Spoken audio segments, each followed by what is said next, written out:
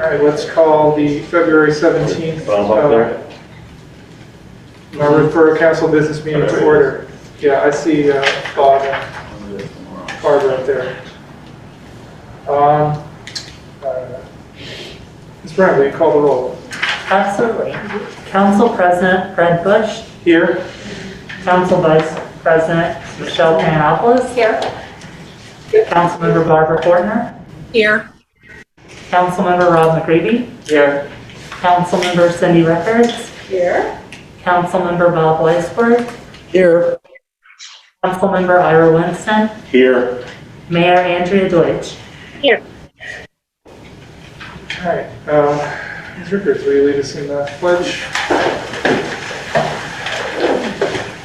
I pledge allegiance to the flag of the United States of America and to the republic for which it stands, one nation, under God, indivisible, with liberty and justice for all.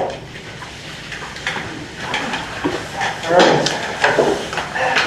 I should have confirmed that the SBA is here. First item of business is the SBA bridge art proposal. Let's see here. We have a fair number of participants here tonight, so we take a look. Smile like that. How's that?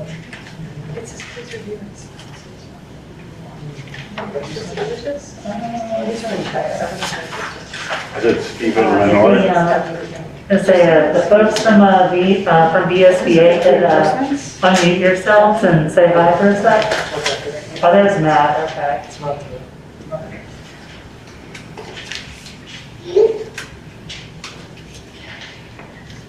Hi, I'm Matt Yoder from VSBA Architects and Planners. Awesome. Yeah. Matt,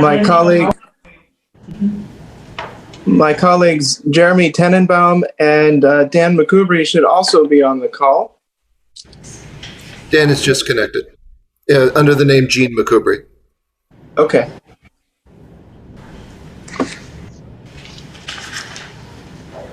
All right. And I imagine, Matt, if I need to give someone share screen privileges to, which member of your team should that be? Me, please, Jeremy Tenenbaum.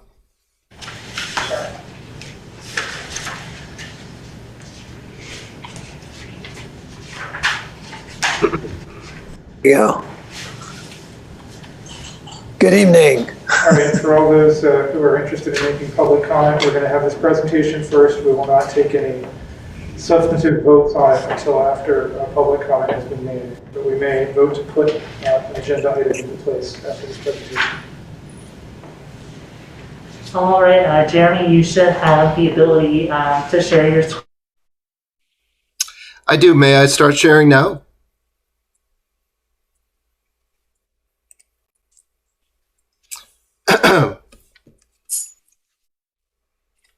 Can everyone see the presentation? So, Yes. Yes? Okay. I think everyone has been muted but us. I think we are free to begin the presentation, Dan. good. Just give me one moment to make this a full scale. There we there. go. Yeah. All right. Well, good evening, everyone. It's been a while since we last met. There we But go. we have Some technical issues at our end. Can you just hold on for a second until we resolve that? Yes, thank you. Yes. it's there now. All right, you guys are good to go ahead. All right. Now, let me make sure. Yeah. Have we done introductions? No, I don't think we kind of. Okay, good. Well, let's start. I'm Dan McCoubry, president and principal at VSBA Architects and Planners, and with me tonight are Jeremy. My name is Jeremy Tenenbaum. I direct marketing and graphics for the company. And Hi, I'm Matt Yoder. I'm an architect and an associate at VSBA Architects and Planners. And some of you I remember from the past, but let's start in. So we're pleased to present some initial concepts for what we've called the freeze on the Narberth Borough Bridge. And as you probably remember, the bridge is in essentially a brick interior lining with a frieze of cast stone that we've always intended would have some kind of imagery on it. Let's go to the next. These are views from, obviously, from an earlier iteration, but they show how the frieze is seen both by automobiles from a distance, but also by pedestrians close up and obliquely. Let's go to the next. All right. Cast stone is a form of precast concrete meant to resemble natural cut stone. We've elected it for its durability and its ability to be made into relatively large, thin panels. Designs are expressed in cast stone by shadows and weathering, and tools at our disposal are change in the plane, introducing textures, or etching to reveal aggregate in the stone.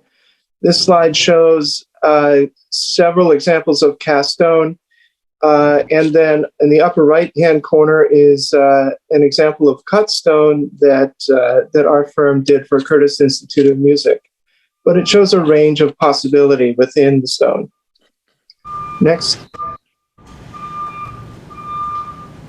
The frieze panel on the bridge is approximately 57 feet long and 3 feet high. It's composed of several panels in a run that are held in place with metal clips. We have chosen to in-size our designs in the panel because we think that this will be a more durable solution. Next. So we had fun beginning to think about this project, and we first established some criteria, and those primary criteria being that we wanted imagery that somehow related to the Narberth community, something that works in the linear format. I mentioned that works at a scale for cars and pedestrians. And then something that could be both figurative but abstract, engaging from a distance and close up and obliquely. And obviously avoiding potentially contentious imagery, which is often an issue when getting into the figurative realm. And then works within the structural or the technical parameters that Matt mentioned. And with this, we wanted something that was graphically punchy, but technically pretty simple. And so we've really limited it to both the surface and then an eating away and etching into the surface and nothing projecting out. So we had a fun brainstorming session at the office and came up with a lot of ideas, some good, some bad, and basically winnowed them down to some good for good reasons, some difficult to achieve technically. And then we winnowed them down to 3 that we all felt would be good possibilities. And those 3 are, we call the cherry blossoms, the tree canopy, and the geometrical abstractions. So Jeremy is going to take you through these concepts. So we're going to present a number of options, but each of these options has numerous sub-options that we haven't illustrated yet because we'd like to discuss some primary directions that we can move in before playing with additional elements or sub-variations. This first one isn't in itself a full option per se. we wanted to start exploring the cherry blossom because of its over 100-year symbolic relationship to the town of Narberth. And we started by creating this beautiful wallpaper-like repetitive pattern that shows cherry blossoms across all of the panels. We then, as I say, this isn't per se an individual option. We wanted to build upon this and lend it somewhat more richness and another layer of connecting to the city of Narberth. So, very, very simply, we propose using the letters of the town's name as additional elements woven into this cherry blossom pattern across the frieze. Numerous other, as I mentioned, and I won't keep mentioning, but we could play with the scale of the lettering and the spacing of the lettering and numerous variables within these options. So that's the first option, is to unite. Just Yes. briefly to describe a little bit about what you're seeing is, well, basically the figure ground relationship that you would get where the light is the surface of the cast stone and the darker would be cut in and given a texture. Mm-hmm. So the first option is our cherry blossom option with text. The second option, and as I say, there are multiple variations, and so a second approach to this primary first option is to make the lettering larger and to explore different relationships of foreground and background, which we can discuss if we choose to proceed with the cherry blossom option. A second different option would be instead to celebrate Narberth as a green leafy town by creating this block print-like frieze of trees interwoven with, again, the letters of the town's name. There's a beautiful connection to the city of Narberth here, and also an interesting relationship to, as I say, a sort of block print-like effect that we would be going for here. A little bit bolder than the other one. And I'm not going to comment on the pros and cons of them quite yet, but you can see that this celebrates some things and is a little bit bolder in some ways. And then we wanted to explore a third very, very different option just to see where we might go in a different direction. And one way to go in a different direction would be to have a more abstract design, and in this case, a geometrical abstract design. We built upon the town's name blown up to an incredible scale, and you can vaguely see the letters, for the town name as the base of the riffing into lines that we've done. It's not meant to be readable per se as the town name, but is simply a starting point that was abstracted out into these geometric forms. If I were comparing these to the other two examples, I might say that this has much less of an overt and symbolic connection to the town name, so it lacks some of the richness of the first two. Certainly, it's very graphically punchy. But in the end, we wanted to show you these three in comparison to each other so that we might be able to have a conversation about different directions that you might be interested in moving with the design. And that ends our formal presentation. Dan, I don't know if you'd like to say anything else to conclude us. No, I think, once we select the design, then we would move immediately into developing it further so that it could actually be made by the stone carver or by the cast stone manufacturers. In a sense, molds are made, and we would document a three-dimensional mold that would develop the textures and the details of these in more detail. But I think these are good starting points. So we'd love to hear from you.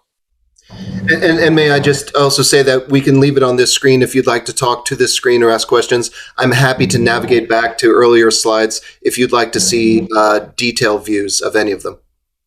Fred, can I ask a quick question before we go? Yeah, so I think we're going to ask why we have him here. So thanks very much for the short and sweet presentation. And I appreciate being able to see the graphical design. So, by the way, I'm Fred Bush. I don't think I've spoken to any of you. I'm the Borough Council President now. So good to meet you. And I'm going to open this up to the other council members to ask questions. So, Fred, I'd like to be in the queue, please. This is Bob. yep, all right, thanks, Bob. Just a quick question before we talk about design. Is there a cost difference between any of the three that you presented? Substantial cost difference? No, I would say they're all essentially the same. And in fact, these are quite simply achieved in the medium, since it's just an etching out and a texturizing. Thank you. So, All right, Bob, go ahead. Oh, hi, Dan. I'm Bob Weisbord. I have met you before long ago. Bob, I recognize you. And maybe Yes. one of our last time we ever had an ad hoc bridge committee meeting. I was there with Heidi Boyce at that time, and they brought your firm on to serve the borough of Narberth long ago. I think long before any of us were on council back in the early 2000s. And I just wondered if you could just, for the sake of the public who are listening and also for the current council members, just give a very brief synopsis of your involvement in this project to date. And then I have a comment and then I'd like to make a comment about the work itself and the options that you've given us. Terrific. So back in the Middle Ages, we began on this project. I'm not sure how long ago it was, but we were hired by the borough to work with Pannoni, who is the civil engineer of record on the project, to develop the basic design approach to the bridge, its materials and its configurations. And the basic idea here was that the inside faces of the bridge would be brick and cast stone as a kind of a material continuity of the buildings that come right up to the bridge and connect to the Knights Main Street in Narberth. And the outside faces were really were concrete and more kind of utilitarian, but expressive of the general material. And we came up with this idea of alternating piers and visually transparent fencing to the greatest extent we could. The section that you're seeing here is required to be solid for various reasons. Since the beginning of the project, we had envisioned some kind of freeze, as you saw in those early renderings, which, as Bob remembers, were done quite early on in the process. I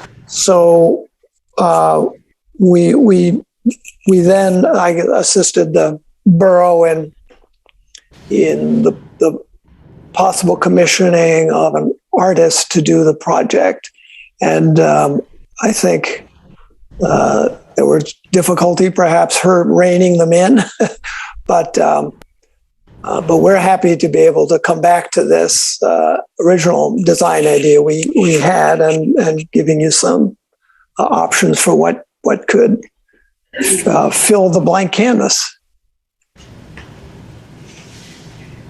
Well, thank you for providing that history, Dan, and I'm glad you're back and involved in this project on behalf of the residents of the borough. I just feel that any of these options feel like civic art, and I think that they're kind of the way they're expressed and the material of them, the patterning and the etching, all of that just seems really congruent and integral to the bridge itself. And I'm curious about what my colleagues on council will say as to their preferences, because I like all three. I do have a favorite, but I'll hold off. Yeah, We do too. thank you. Yeah, Thanks we're for- not telling, but we do too. We have different favorites. Okay, Rob. Hi everyone, I'm Rob McGreevy on council.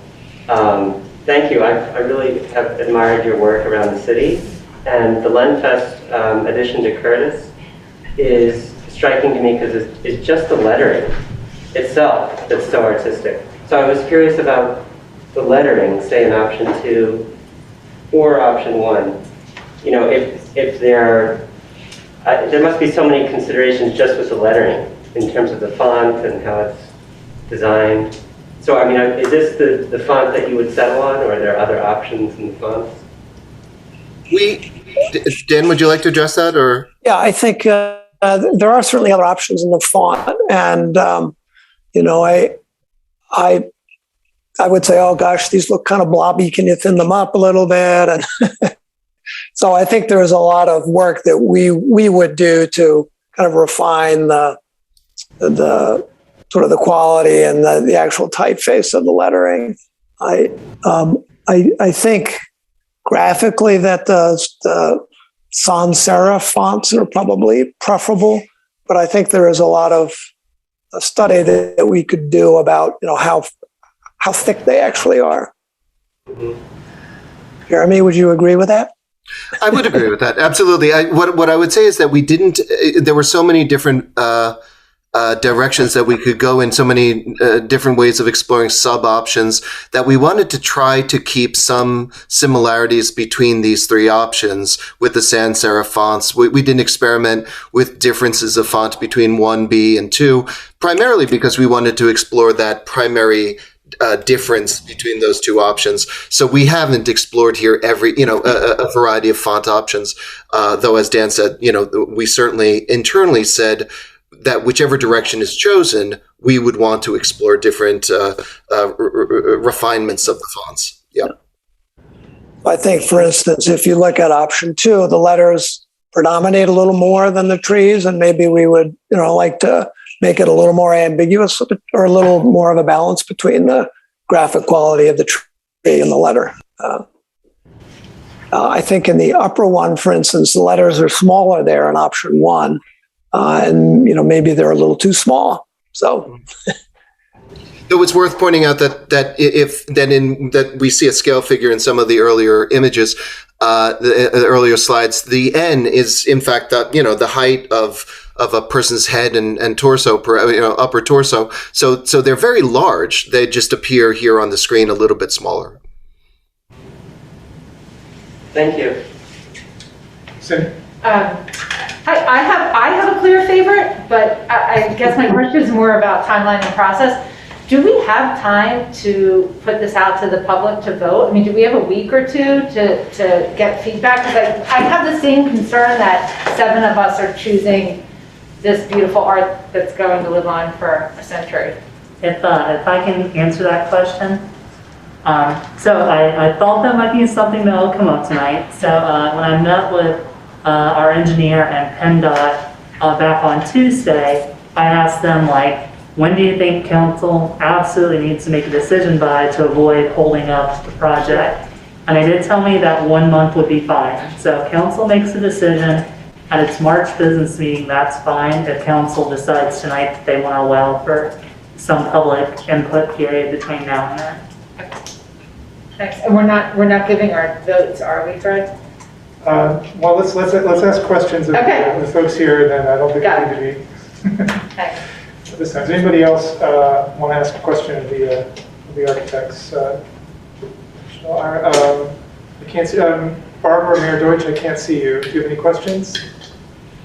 This is Barbara. I do have a question, and I feel like I asked this at the meeting when we saw the art from the folks that had submitted designs, but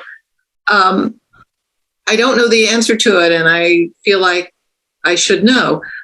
I didn't know that cherry blossoms were particularly associated with the borough of Narberth. I knew that elm trees were because the borough used to be called Elm. Mm-hmm. And so I just want to make sure that I understand that, because if we're going to give that out to the public, will they understand that? So. Mm-hmm. I'm very willing to this is Jeremy. I did the initial research to tried to find imagery and symbols that were associated with Narberth. I found multiple sources online and in published form that said dating back to, I believe, something like 1914. Cherry blossoms had been associated from that time onwards with Narberth. Now, that said, it's the internet, and that said, I don't know the lived per se reality, and so while that might be the case on the books, you might know from lived experience, obviously, that has fallen out of the public consciousness. So that's a good question that obviously I certainly can't answer, although that's what went into our decision to progress with that design, because multiple sources suggested that was a historic iconography for the town.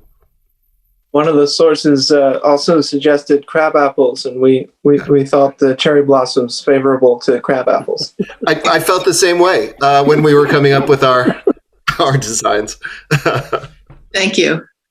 Thank you. Hi, this is Mayor Deutsch. Thank you guys for all the work you've done. They're all interesting projects to look at. I do favor one in particular. I think I find the middle one easiest for my eyes to read. And like Barbara, I think I would raise the issue of cherry blossoms. I had the same thought in my head. I know there is some historical notation to it, but it has somewhat fallen out of the public consciousness, and the elm is much more familiar to people. But I think any one of them, is an interesting presentation. I happen to be partial to the one that's easier to read. Well, this might segue to our straw poll that I was going to take. So if anybody has any more questions for the architects? I'm not seeing anything. So I think we can probably shift to an internal discussion now in council. So people just want to let's leave the screen on. So we've got option 1, 2, and 3. So I'm just going to ask everyone just a show of hands. And we've heard Mayor Deutsch, but Bob and Barbara, if you can just speak up when your favorite shows up. So whose favorite is option 1? All right. Whose favorite is option 2? Mine. Okay. And whose favorite is option 3? All right. And Bob? I think we've lost you, Bob. We can't hear you. Yeah, slow internet. I prefer option 3, the direction that option 3 is going in. Yep. Okay. So given that we've got a split here on council, I think the option of bringing it to the community makes a lot of sense. Does anyone have any objections to some kind of a poll? Do we want to only include 2 and 3? I think we do. So make a poll of 2 and 3. Bring it out to the community, and if you want to, I agree that the font on 2 maybe could use a little attention, and I don't know if those are elm trees, but it might be nice to see an elm tree. So those would be my suggestions for some refinements. I mean, well, many of us like 2 as it is, so I don't know if I want to change it too much. So that's my proposal for where we should go with this. We should get 2 refined a bit, get 3. I'm not even sure what. Because there's a refinement as well that you'd like to make. But Samantha? I mean, I'm certainly willing. It's, I don't know if we'll be able to get it out to the public tomorrow, but definitely next Friday, put out options, maybe 2 and 3 as they are to the public. And then depending on how that feedback goes, if we need to fine tune something after council picks an option, I think we can probably do that and be okay. Well, but they may be able to give you a quick. Yeah. Yeah, if they can make it prettier, might as well send that to the public. Yeah, so I'd say that, I don't know, the guys from BSBA, would you be able to make any tweaks between now and next Friday morning? Not tomorrow, but the next Friday morning for option 2? Sure. Yes, maybe just, it sounds like council wants to try a different font for option 2. They do too, so. Yeah, Yeah, they have their other I ideas. think we trust your artistic judgment. It sounded like you had some ideas where it should go. Mm-hmm. All right, and I think in general, we're supportive of this idea. So I think we should assume that one of these designs we'll go forward with in March. Well, terrific. Okay, thank you for the presentation. It's enjoyable. Yes, thank you. Well, thank you. Thank you for your attention, and it's nice to see some of you again. All right. Thank you. All right, and we'll have something to Samantha before Friday, That sounds great. and PDF form is a good one. Yeah, PDF will be fine.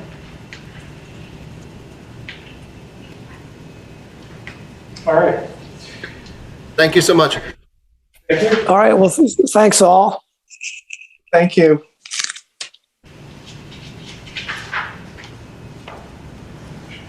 All right, next item on our agenda is consideration of agenda additions or changes. So, yeah, I don't think we need to make an agenda addition based on that. Does anyone have any other proposals for agenda additions or changes? Actually, well, okay. Let's move on to president's comments.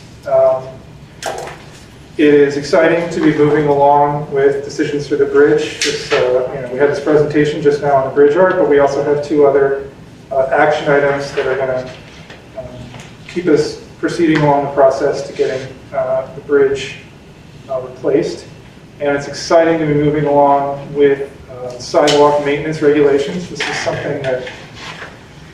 is one of the first things I came to council to talk about. This is one of the issues that brought me on the council. So it is very personally satisfying to be bringing this to all of council and to be moving forward to getting Narberth sidewalks in better condition. That is it from my comments. Mayor Deutsch. Thank you, President Bush. As we are heading into another holiday weekend in the borough, I just want to remind folks that the police have a program where we're happy to have officers drive by your house when you're not there, to just keep an eye and make sure everything appears okay from the outside. If you'd like someone to check in with the house, please just call the station, leave a message with your name, phone number, dates your way, and they will put it on the agenda and put it on the list of places to just check out while you're away. The second thing is I just want to submit the monthly police report. It should be part of the package. And that would be it. Thank you, Mayor Deutsch. All right, the next item is public comment. So there's a number of people here tonight, and we have a full agenda, so I'm going to limit public comment to 3 minutes per person. Okay?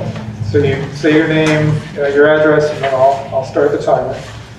In addition, we have some public comment that was submitted online, so would you be able to summarize the comments that we've received online, or do you want me to do that, Samantha? Let's see here. We can do that after the live public comment. That would be great, yeah, thanks. All right, so let's, I think this is going to be easier if, Samantha, if we do the online public comment first, and then I can manage the live public comment, and you can get ready to do the summarizing stuff.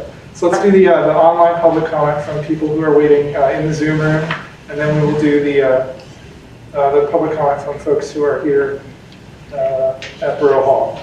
All right, just give me 1 second. With the number of people we have on Zoom tonight, I'm going to switch us to gallery view instead of speaker view.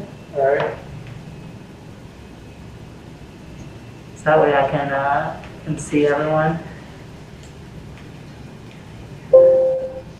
All right, now I can see everyone. The first person's hand that I see raised is Dennis Cowan. Right. Thanks, Samantha. I'm Dennis Gallen, 27 Norfolk Park. Hello, Council and Borough Manager. I have a brief comment on behalf of the entire Parks and Recreation Board, which is comprised of myself, Krista Staub, Melissa O'Connor, Carolyn Giordano, Jennifer Marinigo, Jonathan Peterson, and James McNulty. The Parks and Recreation Board would like to be part of the implementation of the skate park pilot. Our recommendations will be provided to the council and our borough manager before the next council meeting held on March 17th. Thank you. Thank you, Dennis. All right. So if anyone, just for anyone who doesn't know how we do this, if you want to either use the raise hand function on Zoom, or if you just want to turn your video on and actually physically raise your hand, then I can call on you to provide public comment. All right, looks like we have Lawrence Goldberg.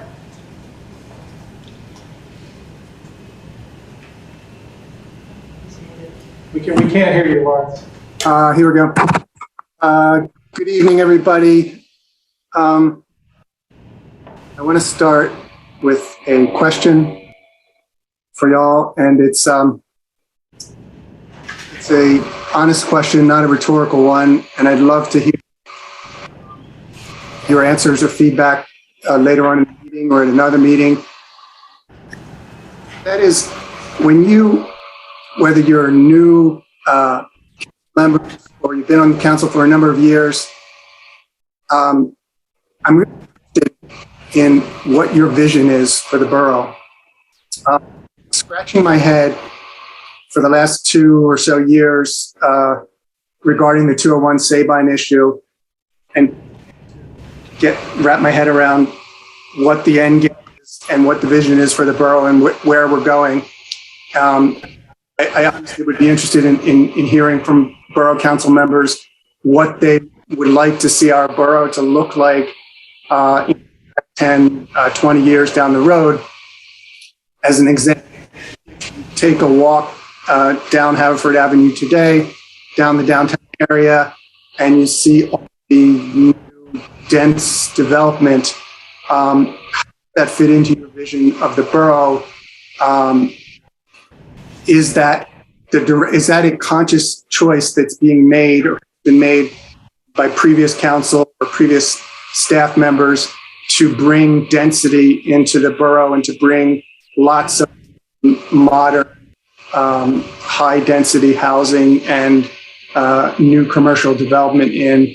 I'm specifically interested in that because also in terms of the 201, as I mentioned at the last meeting, I did learn that there was a document produced by the previous borough manager, which was the basis on which the previous consultant was hired and was to be the basis on which they were about to go out to bid, and that called for dense development, or development density was the exact word, which is certainly not something we would like to see at 201 Sabine.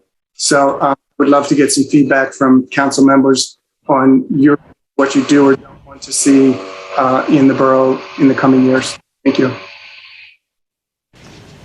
Thank you, Mr. Goldberg. All right, does anyone else on Zoom, would you like to make public comment?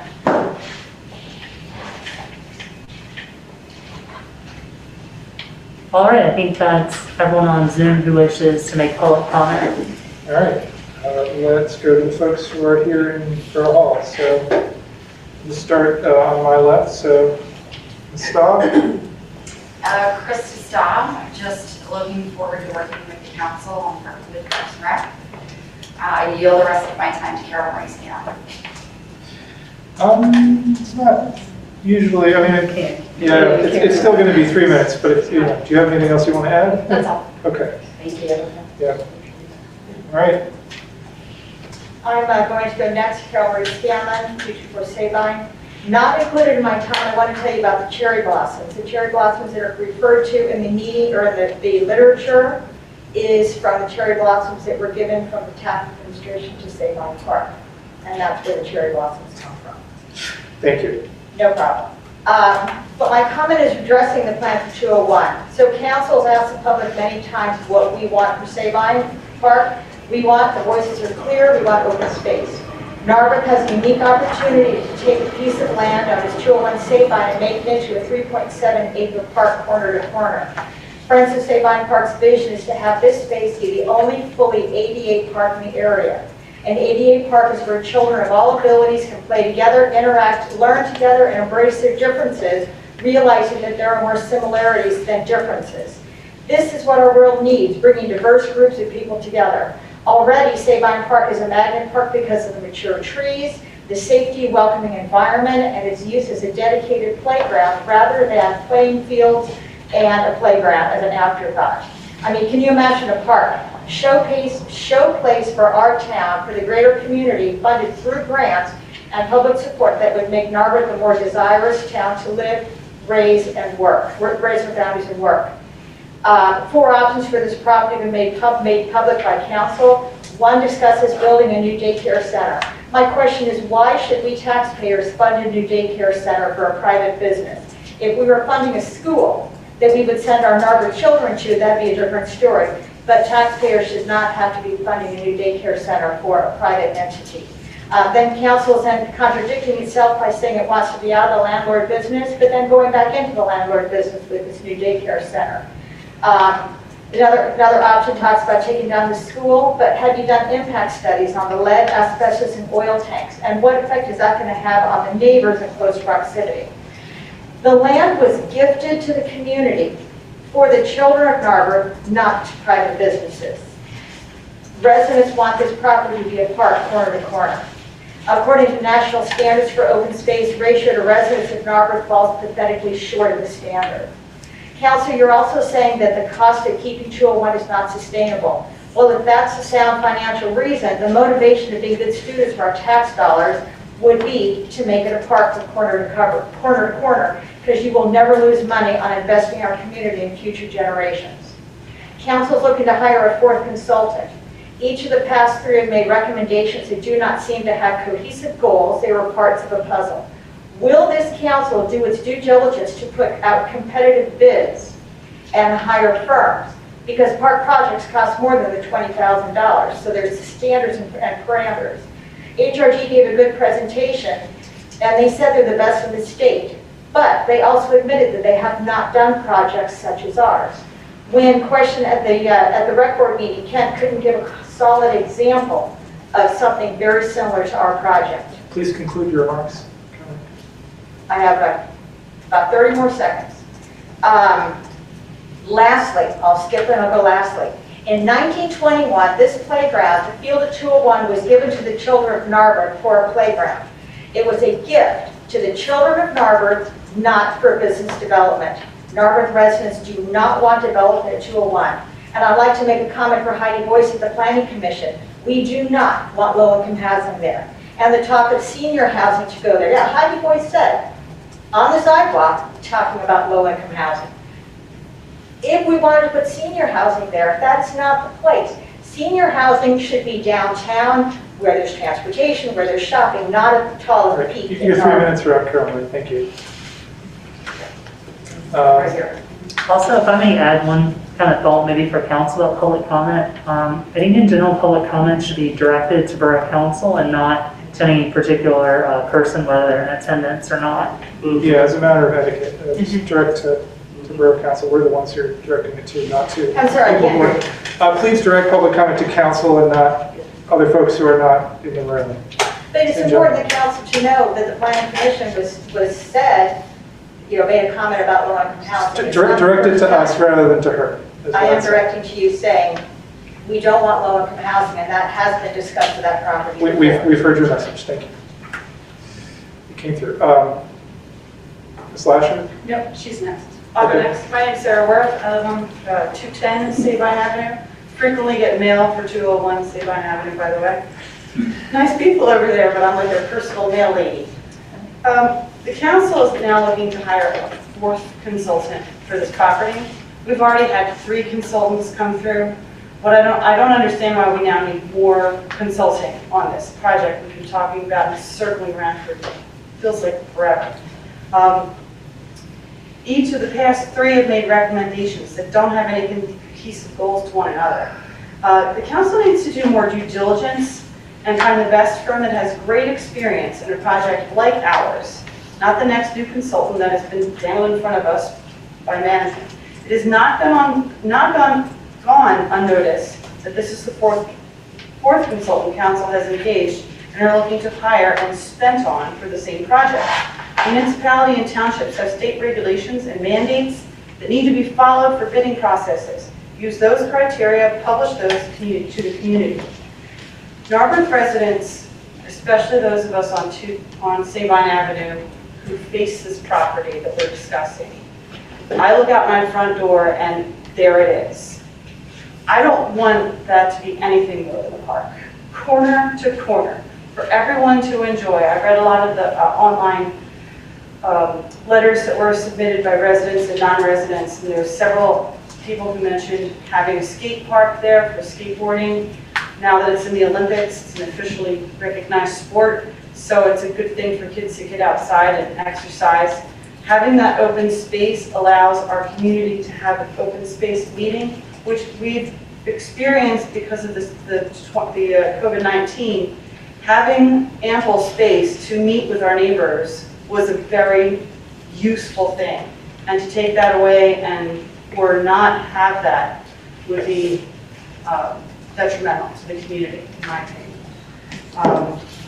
So again, I definitely, me personally, and I know a lot of my neighbors agree with me on this, no low-income housing. Senior housing in that location, as Carol said, just doesn't make sense. They should be closer into town where there's more access to shopping and transportation. But to have anything other than a park or what's there currently, business-wise, would just be not desirable for the residents on Sabine. Thank you. Sorry, gotta clear my throat first. That shouldn't count towards my 3 minutes. Name and address, and then I'll start the clock. Lori Lasher, 31 Price Avenue. I want to talk about 2 things. One is the parking, one is the streets and sidewalks missive that I'm looking at, which is 25 pages long in terms of substance, and the last page with just the usual crap. It includes something as much as dealing with a 1/4 of an inch variation. How many enforcement people do we have in this town? And are they full-time? And are we hiring more to go out there with their little rulers to see if the sidewalk is a 1/4 inch? And is this going to be used by neighbors who don't like other neighbors and get out there with their little measuring stick and say, oh my God, it's more than a 1/4. And then if it's wider than a 1/2 inch, then, it's not like people can fall through a 1/2 inch, and it's not saying anything about it. It's not an even height, but it's a crack. So therefore that too has to be dealt with and addressed. And it seems to me that, again, when you look at all this, and if I read this properly, you are also incorporating the ADA requirements into every single project that happens here. Because I could be wrong, but it is, talking about in this article, I don't know what this article means, but it incorporates the ADA, both PennDOT and federal, into this stuff, and it says it supersedes everything else. So somebody help me here. You're applying ADA standards to every single individual in this community. And saying that whatever it is, it has to comply. Well, that doesn't apply to an individual residence, and it shouldn't. But you have incorporated it here by reference. So that is a significant problem. And like I said, I don't think anybody in this town realizes that this is going on, because if they did, they'd all be down here screaming. But putting that aside, now I'm going to jump to the accessory dwelling units, which it's very interesting that I have no idea how many properties in Narberth would actually qualify to have an accessory dwelling unit, or an accessory building for that matter. They do seem to be somewhat confusing. But in either event, it talks about, and it says, an accessory dwelling building that is non-conforming in regard to a side yard or this or that or the other can be used to be converted into an accessory dwelling unit as long as it doesn't exceed the maximum building coverage allowed for an accessory dwelling unit. Well, that would make sense. But and it says the nonconformity is not increased. Well, what does that mean? Like, the nonconformity could well be the size of the building.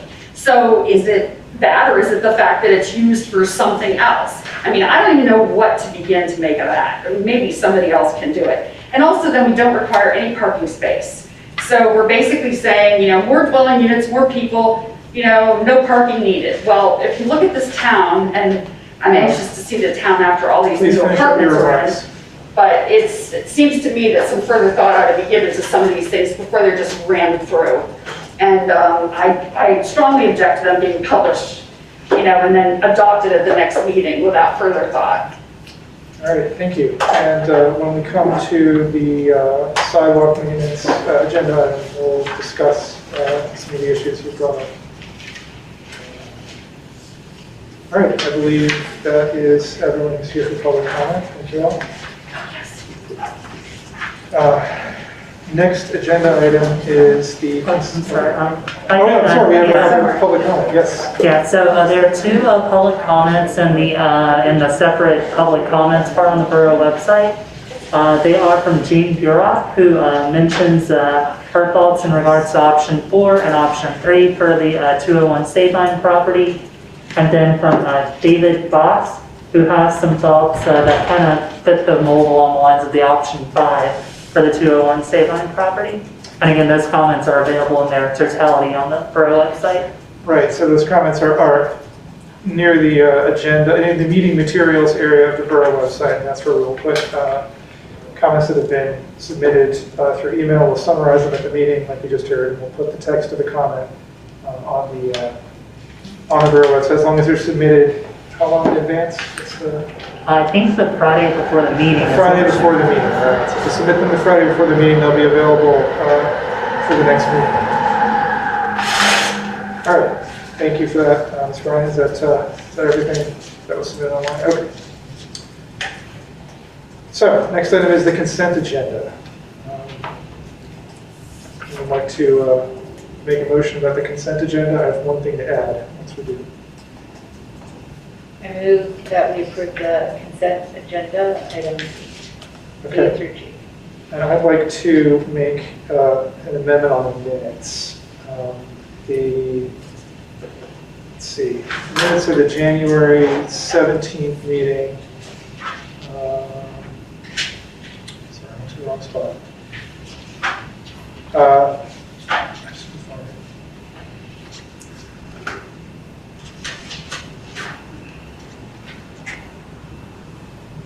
Yeah, so the minutes of the January 19th meeting, it says the business meeting of the Narberth Borough Council was called to order remotely through a video conference call. I'd like to amend that to was called to order in the municipal building, 100 Colony Avenue, Narberth, PA. Does anyone have any objection to making that change? So let's have a vote on the consent agenda items. All those in favor of passing the consent agenda? Aye. Aye. Yep. All right, that is unanimous. Okay. Next, move on to the action items. The first item is 9A, sidewalk maintenance. I move that the borough consider advertisement of ordinance for sidewalk maintenance. Second. Okay. So let us discuss what.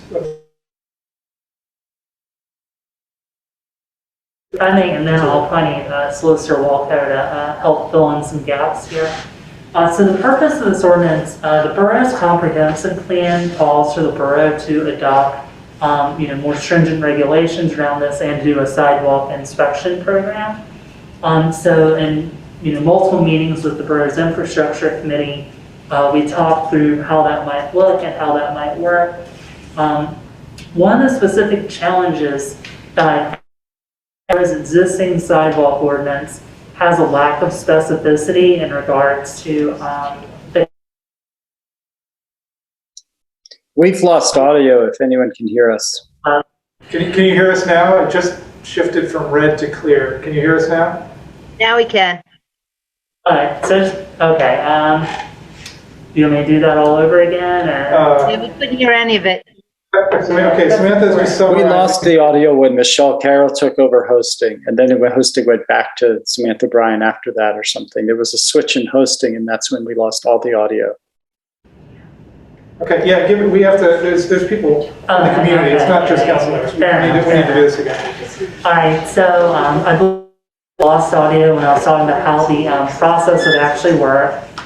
So the code enforcement officer would train Public Works on how to do the inspection. Public Works would then go out and do the inspections, report to the code enforcement officer which properties were in violation, and the code enforcement officer would follow up from there. The purpose of doing all this is to ensure the borough remains a walkable community, that sidewalks are in good condition, that everyone can use ADA standards, and that sidewalks are not a slip and fall hazard for residents of the borough. And otherwise, I defer to Solicitor Walto if any other comments about the ordinance, and I'm sure we're happy to take questions from council. So I think it's important to remember that right now we do have a streets and sidewalks ordinance. This isn't a new chapter, but it is a complete rework of the existing chapter. Right now, our streets and sidewalks ordinance addresses street openings and obstructions, sidewalk curb and gutter repairs, and access and occupancy of highways by driveways and local roads, which is essentially when you have a driveway and it comes to the road, how is that addressed? And quite frankly, that chapter hasn't changed, or that article hasn't changed. We've adopted the PennDOT standards. So we're still working within that framework. As opposed to, or compared to other municipalities in the area, we don't have the level of detail and clarity as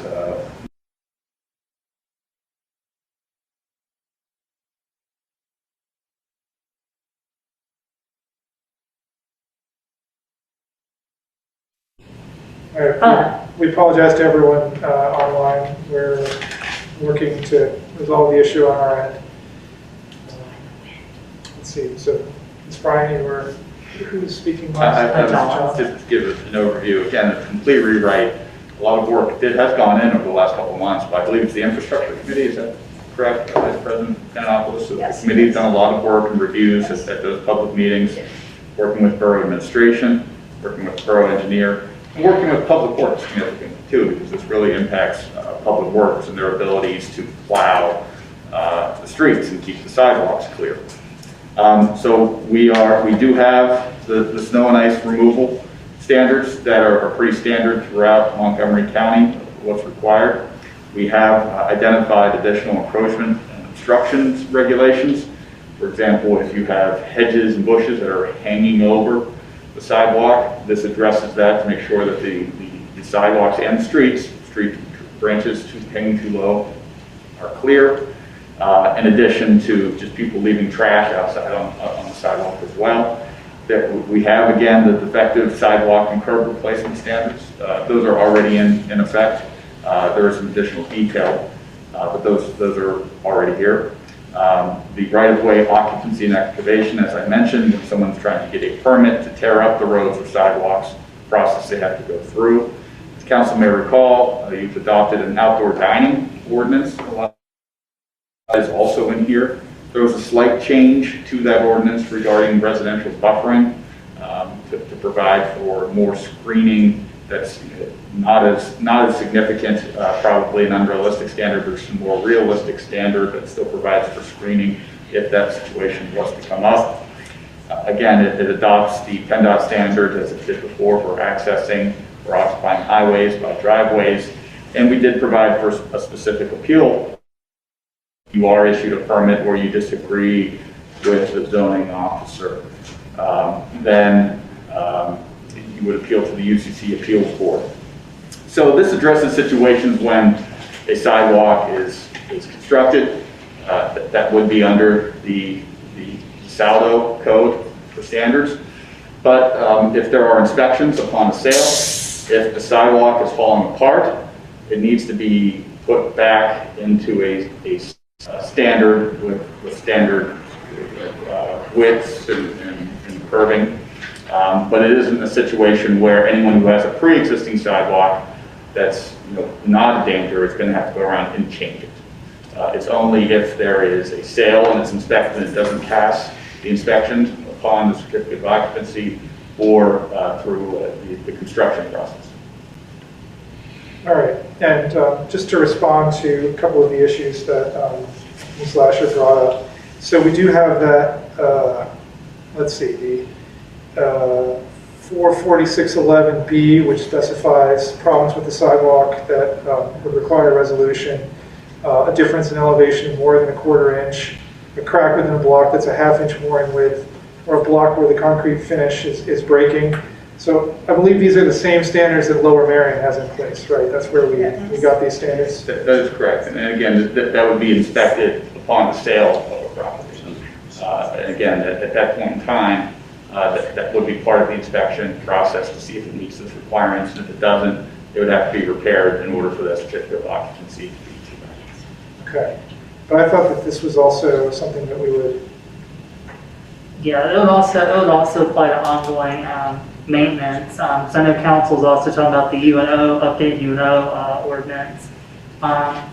Yeah, and again, the SIGCOM from Lower Marion as an example. It's also in the borough has its own annual risk audit from our insurers. These are the standards they look for. So people may have noticed that recently we had to do some work, a little bit of work around this office. We do a lot of work over at 201 State Line. And then, later on this spring, we're doing a lot of work down by the park on the sidewalk. So. And as Mr. Wright mentioned, it's important to have these standards because they're objective standards. We don't want to rely on one zoning officer or code enforcement official to say, oh, no, that's okay. Another one that requires work to be done. These are measurable standards that anyone can test and appeal if it's not met. Which is why most municipalities have objective standards to measure the issues of the defects.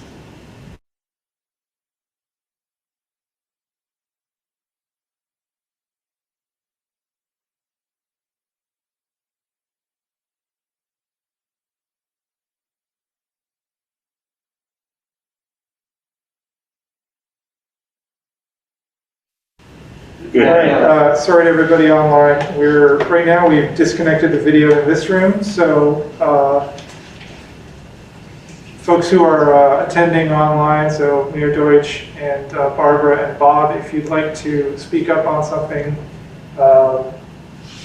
just put a word, try speak up during a pause, and I will recognize you.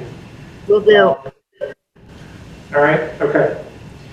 So. Let's see. Before this happened, we were talking about what would trigger the ADA. So again, if there's utility work, if the law otherwise would require it under federal, Commonwealth, or borough, for example, the South Oak requires you to do it, you have to do it. You know what I mean? It's roll over federal Commonwealth requirements.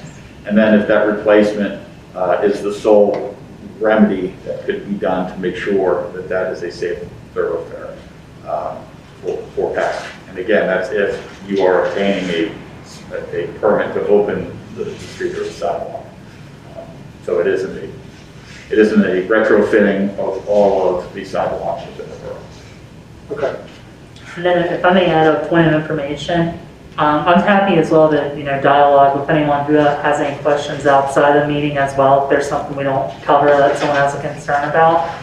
But I'll also add that with ADA, with anything in the borough that's new that gets built, it is required to be at ADA standard. Even if it's, if you're changing a handrail on your porch or something, borough permits require to be met current ADA standards. All right. So coming back to the ordinance as a whole, comments from council members, questions? Thank you. Yeah. For this work. It's critically important. I'm glad that we're up to meeting local, national, federal standards, and I appreciate your work on this. All right, anybody online have a comment or? I want to I also want to thank the work on it. I think it will go far in terms of creating or maintaining a walkable community. I think it'll be easier for people with strollers and wheelchairs, and just so people don't trip and fall. I think it's a good thing that we're doing. All right. Yeah, Madam Supervisor, I really want to thank you for your commitment also to putting together a program for public works for better enforcement. It's been a long time that many people have complained, and rightfully so, about encroachments on the sidewalks, and we pride ourselves in being a walkable community. So thank you for your leadership. Yeah, absolutely. Yeah, I think everybody has a Narberth tripping story. I know somebody who has a Narberth tripping story, so hopefully there'll be fewer of those down the line. And this is just the motion to advertise. This is a motion to advertise. Right? Okay. So seeing no other comments, all those in favor of advertising the ordinance for sidewalk maintenance regulations? Aye. Aye. All right, it is unanimous. Okay, next item is 9B, consideration of policy for NBIDA funding requests. Sure, I move the Borough Council approve policy for NIDA funding requests. Is there a second? All right, seconded by Ira. Okay. Ira, you want to talk about this? Well, first I want to start off by saying that NIDA had their reorganization meeting earlier this week, and David Bordeaux will be the chair, and Ian Anderson will be the treasurer. And we're in the process of transferring the signatory capability for the bank accounts from the previous leadership to them. And so the concept of this ordinance is that the funding that they get, well, we're asking them to fund initiatives, that it should be for ones where we need matching funds, for grants that we need matching funds. Manager Bryant is going to be going out and seeking lots of grants, and many of them are going to need matching funds, and this is a great source for that. And I would say that even though it was only their first meeting as a new board, I think that I made them aware that this was being discussed tonight, and they generally agree with the concept. Right, and this is, they're considered an outside group and not part of the borough government in terms of matching funds, and there are some grants that require outside groups to contribute. That's correct. Yeah, so it's allows some flexibility, as I understand it. And Cindy? if I could just frame this as part of the larger context of what grants and how we're going to apply them, and it actually speaks to one of the questions that we were given in public comment of kind of what is our vision. And I'd like to say, our vision is that of the community comprehensive plan. So as part of our grant process, we have now said that we want to be able to map grant applications strategically to that community created comprehensive plan or capital projects.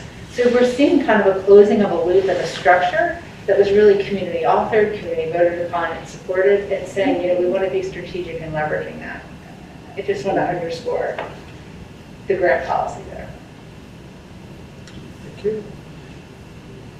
Anyone else have any comments on this?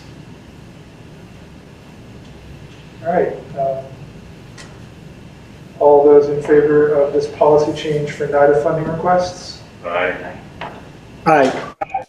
Aye. All right, it is unanimous. Next item is a bridge item. Bridge item. I move the Borough Council approve agreement with PICO for utility relocation on another Dutton Bridge. Is there a second? A second. Okay. Ms. Bryant. Sure. So basically, what this agreement is going to be, and I apologize that I did not have it in time for the packet here, is that there's an existing natural gas line on the Narberth Ave Bridge that, as part of the new bridge, still has to remain there. So we have to do an agreement with PICO in order to allow for that to happen. Solicitor Walco has reviewed it and gave some feedback on it. We're still awaiting comments from PICO, so I just wanted to check and see what sort of tolerance level Borough Council has for just myself and Solicitor Walco taking care of this item, of course, of our engineer as well, or council wants to see the final version of it once we get the comments from PICO back as well. How involved does council want to be on this item?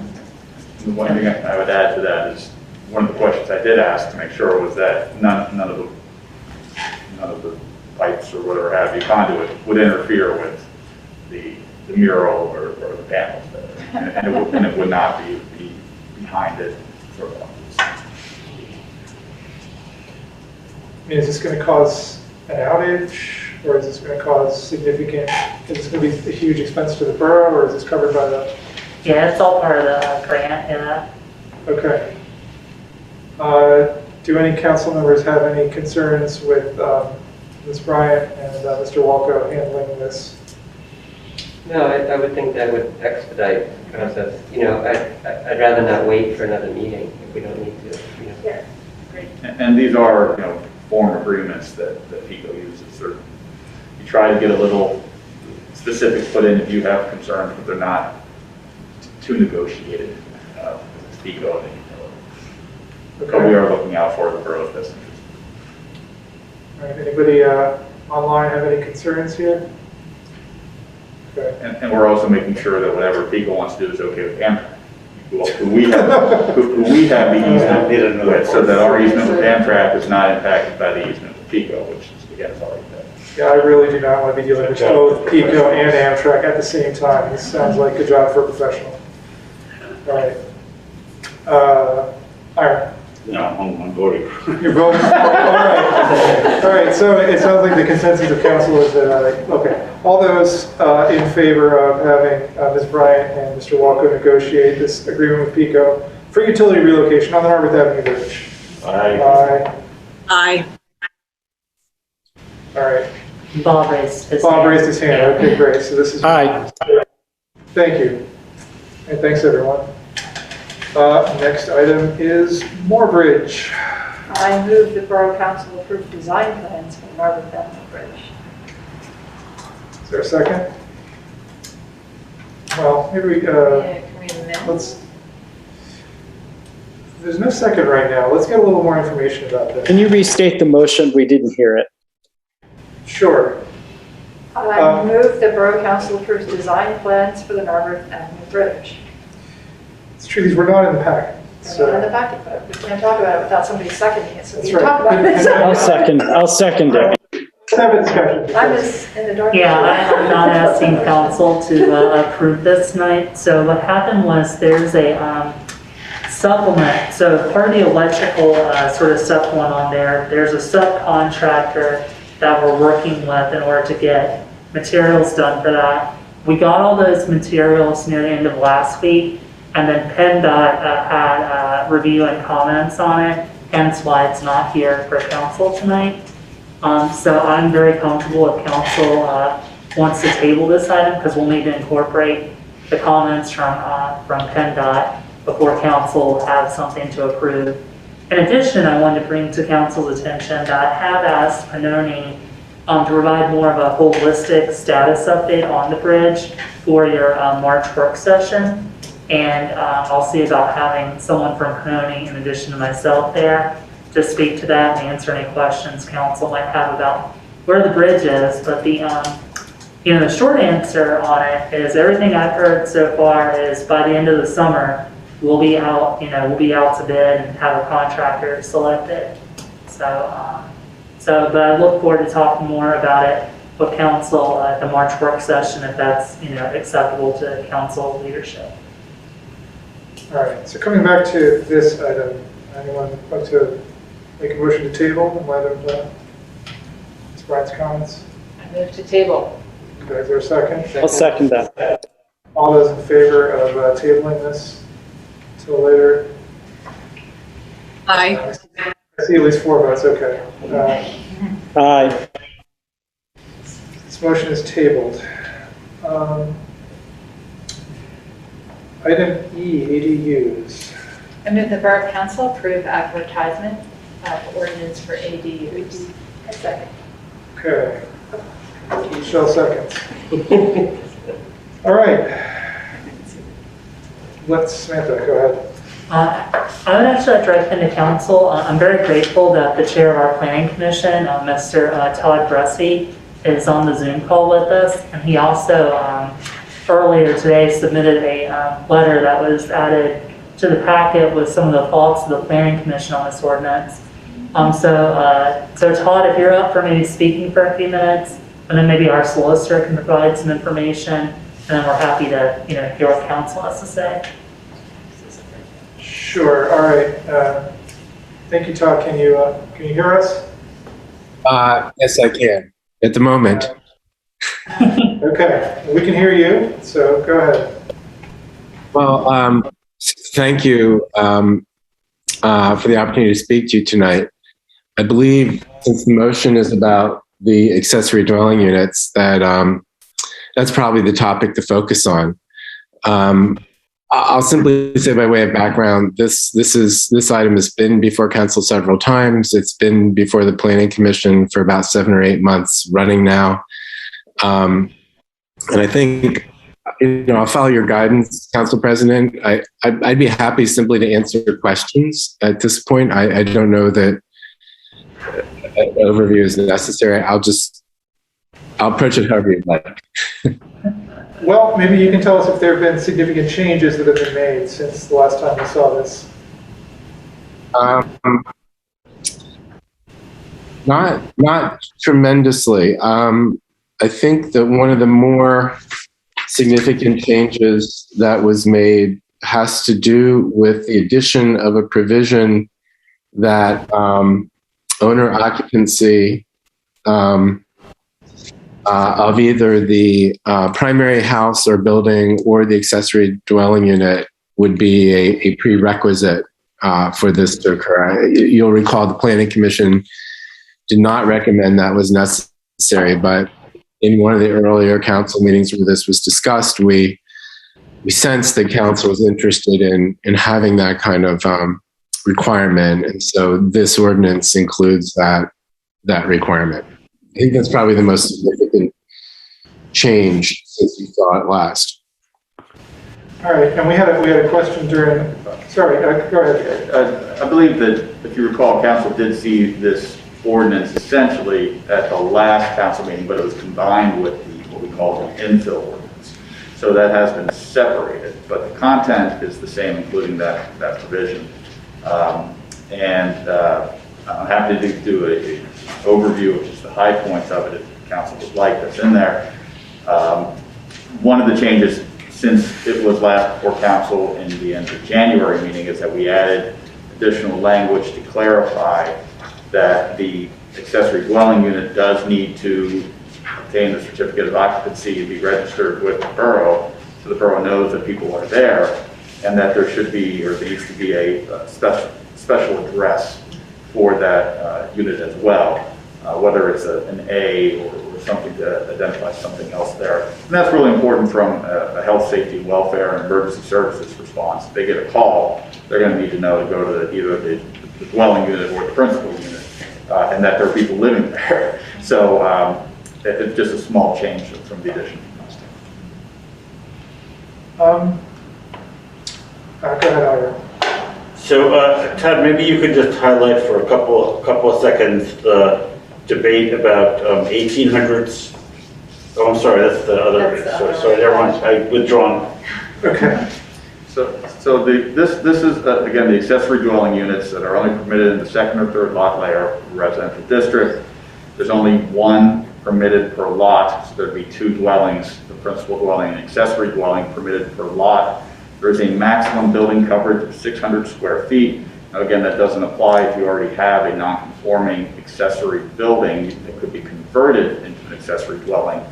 But otherwise, if you're building from the beginning, it's a maximum coverage of 600 square feet, an interior floor area of 800 square feet, and that's a habitable floor area, 2 stories, 16 feet tall. It needs to look like a dwelling, itself, with a frontage and an entranceway that's connected to a sidewalk, through a pathway, or through an additional sidewalk. It has to be owned by a natural person. The property does, again, not a corporation. One of those people have to reside on the property, either in that accessory dwelling or the principal dwelling. I have a question.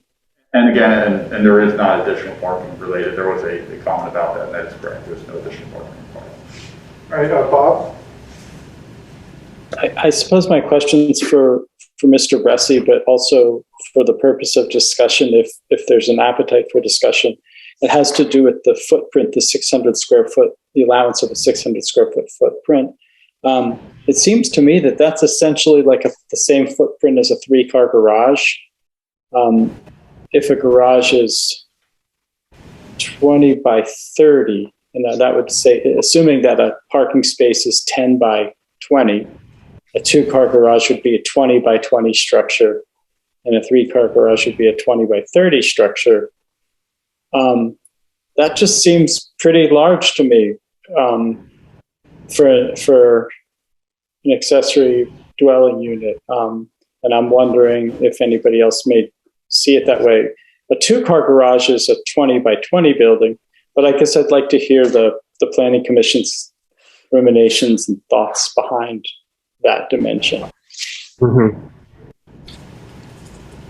Well, that is a tough call. We discussed that quite a bit. The toughest thing for us to think about was what is a reasonable size for an accessory dwelling unit to begin with, size limit. And in order to examine that, we'd examine that in 2 ways. One is we did a kind of search of codes as far and wide as we could find, and to try to see how other cities were approaching this. And the most relevant information we found from Pennsylvania was that an ordinance in Philadelphia and a proposed ordinance in Pittsburgh limited the overall size of an ADU to 800 square feet. We found other references to 800 square feet in model ordinances and ordinances we found elsewhere, but we thought Philadelphia and Pittsburgh were kind of close to home. There are some places like California, you have to allow a minimum of 1,200 square feet, but we think that's a very different context than Narberth, because it was, much of California was developed at a different time.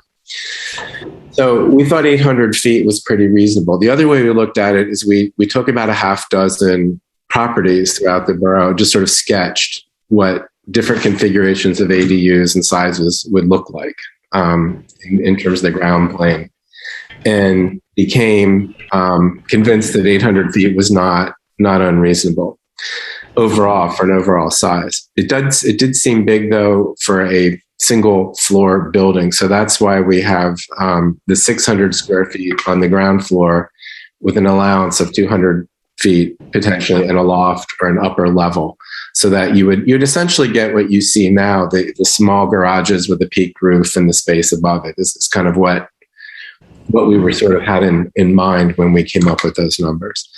So I guess the short answer is 800 square feet seemed to be a maximum that was pretty typical in places that felt a little bit like Narberth, Pittsburgh, and Philadelphia. For the size of the ADU, we felt that an 800 square foot ground plane was too big, so that's why we broke it up in the 600 to a 600 foot ground plane. Okay, so thank you, Todd. I guess for the sake of a discussion, I guess I'd like to posit the notion that 600 square feet is a very large structure, a very large mass on the ground plane. It's a 3-car garage, and if we're really, I'm not opposed to the totals of 600 square feet. I think that makes sense as a kind of a small house, a small ADU. But maybe for Narberth, a 400 square foot ground plane at 600 square foot maximum size is kind of it just to me feels more in scale with most of the town. I know there are neighborhoods of Narberth that have very large lots, and maybe a 20 by 30 foot building there wouldn't seem out of scale with the borough, but on some of the smaller lots, the homes are almost that size in footprint.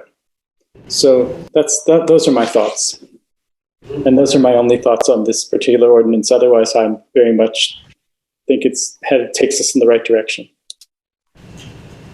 All right, so I have one thing to note. sorry, go ahead, Todd, then I'll speak. I'm sorry to interrupt. One of the studies we did, Bob, was to look at how different sized ADUs could be configured spatially inside, right? Like if you had a 400 square foot ADU, how would you configure the rooms? 600 square foot, how would you configure the rooms? And some of those drawings, I think, are actually attached to our minutes from our meetings. I hope they are. And I think, several of the members of the Planning Commission are architects. I know you've got a design kind of background too, but I think they felt that a 400 square foot, I think they felt that, I can't remember what the number was, but that was getting to be a little too small to actually functionally be able to do much more than have a studio. And if somebody wanted to have like a small 1-bedroom apartment or have stairs that go upstairs to a loft, when you started getting smaller, it got too tough to design that in a functional way. So let me tell you, it's a point worth discussing because it's probably the point we discussed the most. But that was one of the reasons we arrived at that number also, was sort of the internal configuration and what happens when you start. Now, that doesn't mean people couldn't figure it out, but it felt like having the requirement much lower might make it functionally difficult to do this. And that fits, those descriptions fit very much with my sense of it, like that at 800 square feet, you could have a 1-bedroom, whereas at 600 square foot, it really is more like a studio. So I think that's a good way to frame actually the question for the borough. It's like, do we want to allow ADUs that are more like studios, for 1 or 2 people, or do we want to allow for 1-bedrooms for 1 or 2 people? And, I think it's a reasonable question to discuss. All right, thanks, Bob. So I did a little Googling, and a 3-car garage is usually 32 by 22, which is a little over 700 square feet.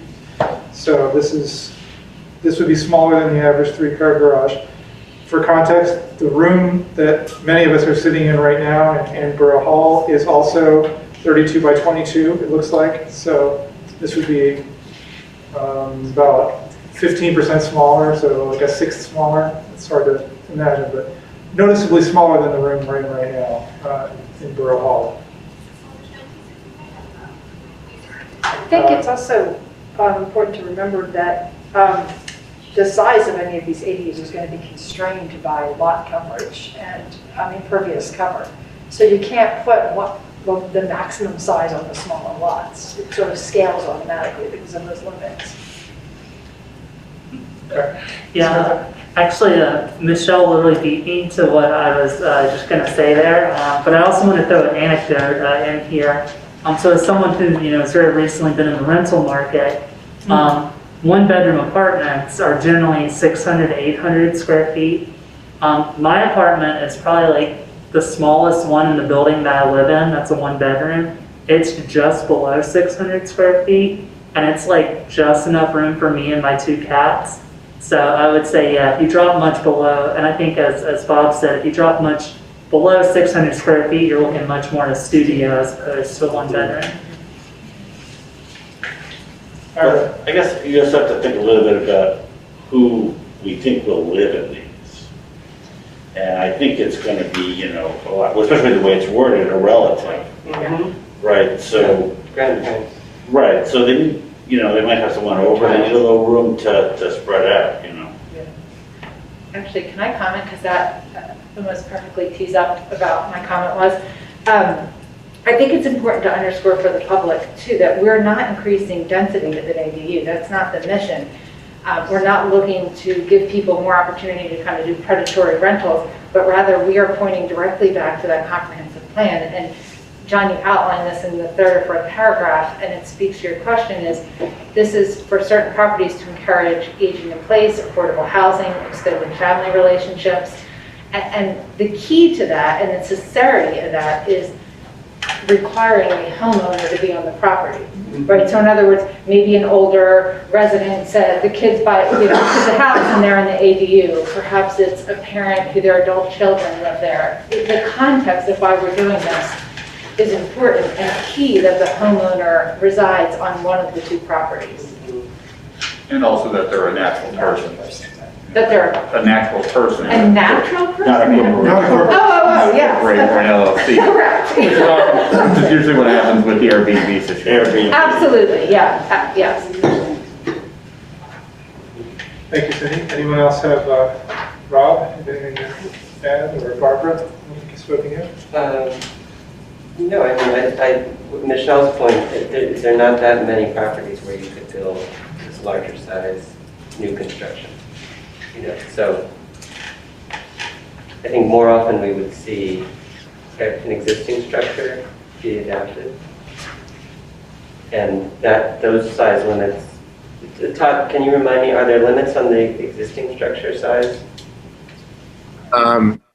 Yes, actually, that in the public comment that was one of the comments that was flagged, that provision, which is that if you would like to convert an existing structure, it cannot exceed the 600 square foot, ground plane. It can be non-conforming in other ways. It could be too close to the lot line, but it can't be more than 600 square feet in floor plane. So what we didn't want was people taking larger structures like the proverbial 3 or 4 car garage and turning it into an ADU. But we didn't want to penalize someone who wanted to convert a garage to an ADU, but it was 1 foot too close to the property line. Okay, yeah. All right, Barbara, do you have anything? Oh, Barbara's shaking her head no. Okay. No, Fred, everything that I would have said has already been said by someone, so thank you. Okay, so everyone's had a chance to ask questions. Anybody, anything else? All right, well, we have a motion on the floor, which is to advertise the ordinance.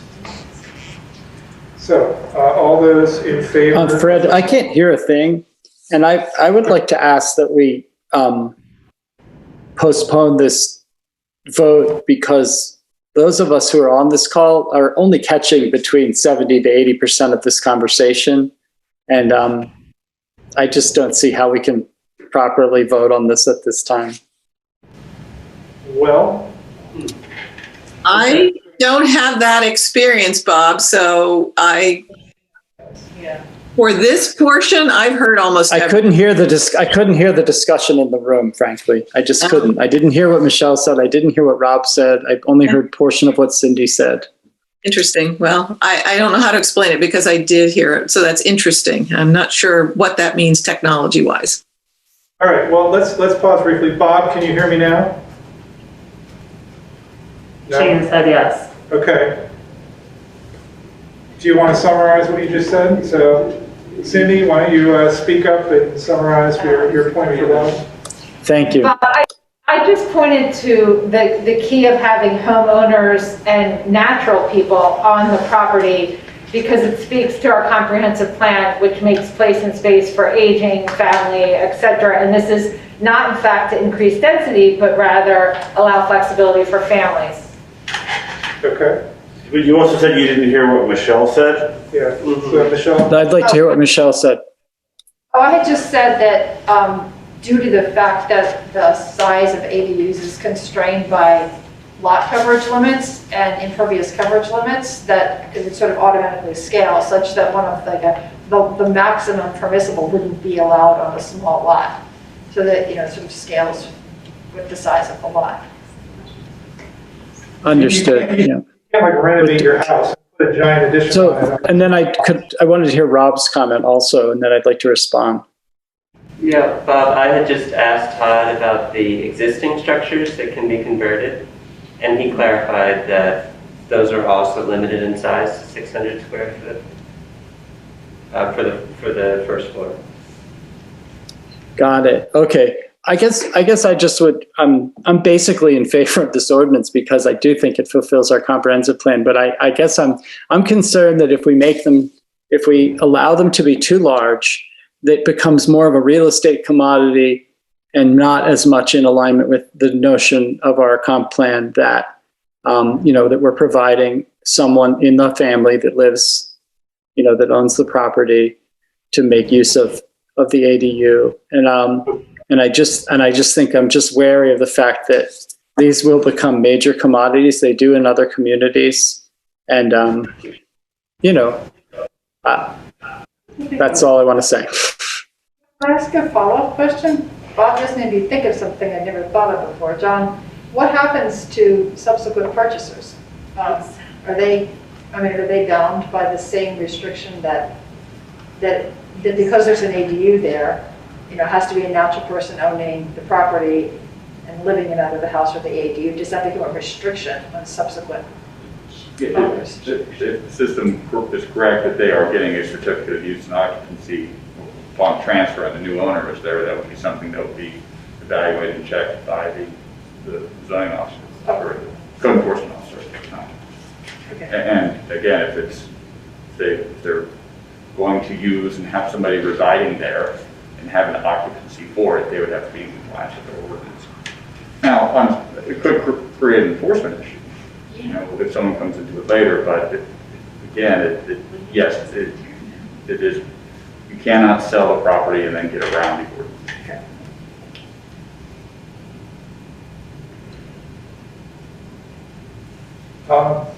All right, well, I mean, the ordinance, or the motion is still on the table here to advertise it as written.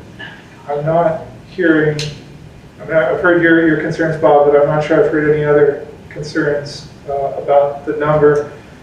For me, I hear that other places in Pennsylvania have used this number, and that always makes me more comfortable as when we're following on legislation that other places in Pennsylvania have passed and that has been, it's in place, it's legal, it's worked in other places in PA. So for myself, I don't have any particular issues with the numbers that Planning Commission has put in place.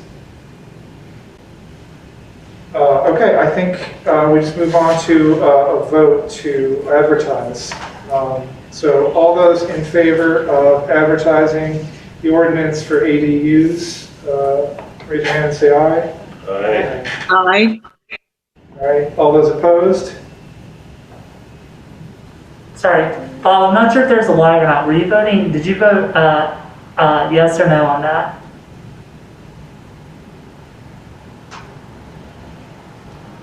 Are you asking Bob or me? Bob, we heard your vote. I didn't hear the call for the vote. I only saw Barbara's hand go up, so I raised my hand.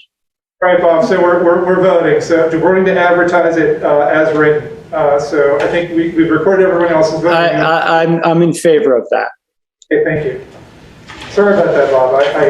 I'm not sure how we can improve this for you, but I think just as a general comment, I think next month, given the COVID rates, I think we should be open for business here. I mean, we're going to retain our mask requirements, so let me be careful. But I think that in terms of safety, there's no real reason why lots of people can't be in here masked starting next month. Rates have dropped dramatically locally. And I don't know if we're going to have the air filtering equipment as well. But, I'm sorry, it came in today, actually. Excellent. So we've also purchased some air filtering equipment that we'll be able to install in the room to get better air quality. So hopefully everybody can be in the same room and we'll avoid these technical issues. Although we will retain the ability for those who choose to Zoom in.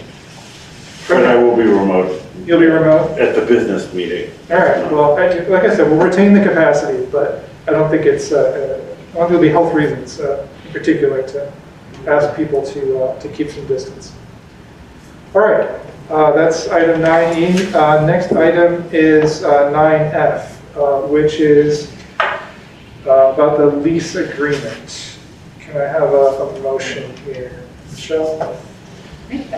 Well, it's very official. Borough Council, I move the Borough Council approve the lease agreement with Labner to take over Fitrition space and agreement with Fitrition to terminate lease. Is there a second? Okay. So, John, why don't you tell us? Yes, so Mine is here. So there are two things going on here. One, Patrician is in a current space, I think it's Suite 300 of 201 Sabine. They would like to get out of their lease, and Lavender Camp would like to go into that space. Yentis Realty has worked up a new lease, which is consistent with all of our other leases as performed in order to create the conformity for Lavender to take over that space. So we're not out a tenant, Lavender to expand. As far as Patrician leaving that space, at this point, I believe all that's necessary from council is to approve the concept or the agreement that they can terminate early. And then I will put together an agreement with terms. The terms will not have an early termination fee, but it will provide for payments that are owed and a future utility bill that is owed for the last month that have been paid. Are there any questions? Bob or Barbara, any questions? Bob, did you hear that? I don't have any questions. Okay.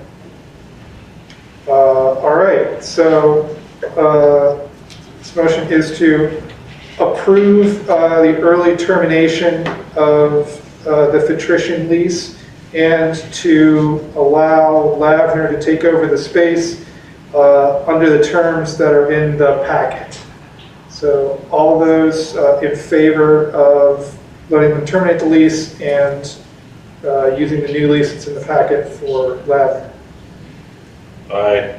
Aye. Aye. All right, it's unanimous. Thank you, everyone. Okay. Information items. That's it for action items. So information items. Let's see, monthly reports. Do you have a report, Ms. Ryan? So all the monthly reports are in the packet for council, and if there are any questions, I'm happy to take any questions at this time.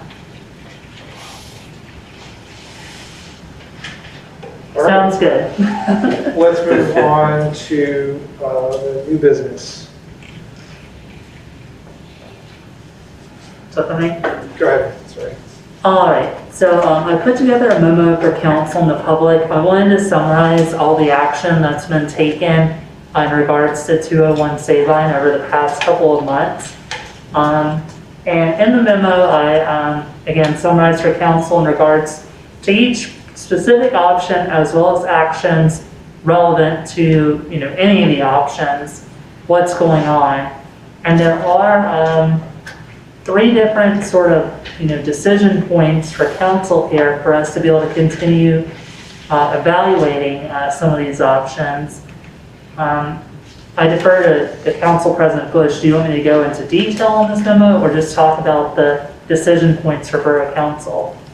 Well, let's just, I think the summary is that we are continuing, so 5 options were presented to council by Ms. Panelopoulos, and we rejected one of those options, and we're continuing to do research on the remaining 4 options in terms of cost and potential for the borough, based on our own discussion and based on feedback from borough residents.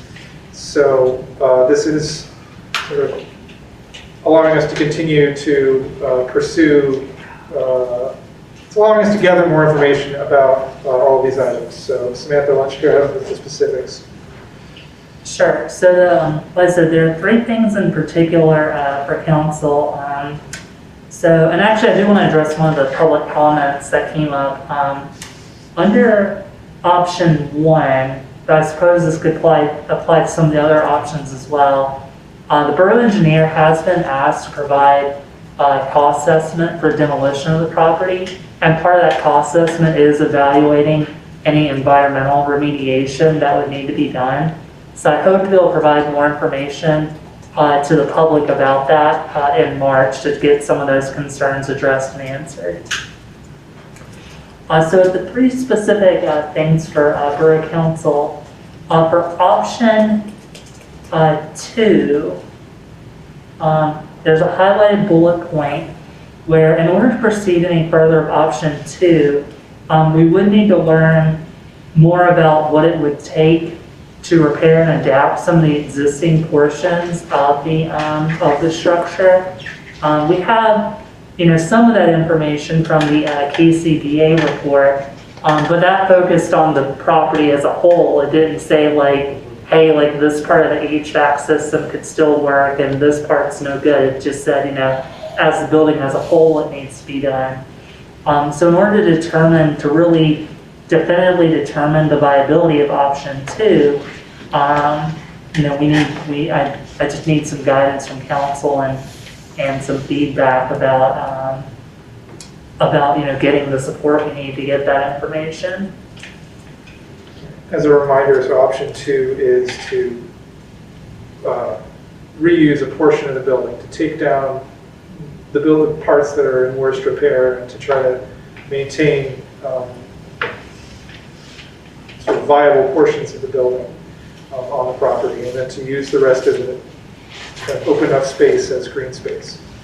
Just to be clear, I mean, can I just follow up on that? Because I think it's been a while since we talked about this. So it's a complicated building, and I think it's always hard to know what parts we're talking about. And so, like, literally have a picture in front of us, because I've tried to describe this to lots of people, and I'm like, they don't know what you're talking about.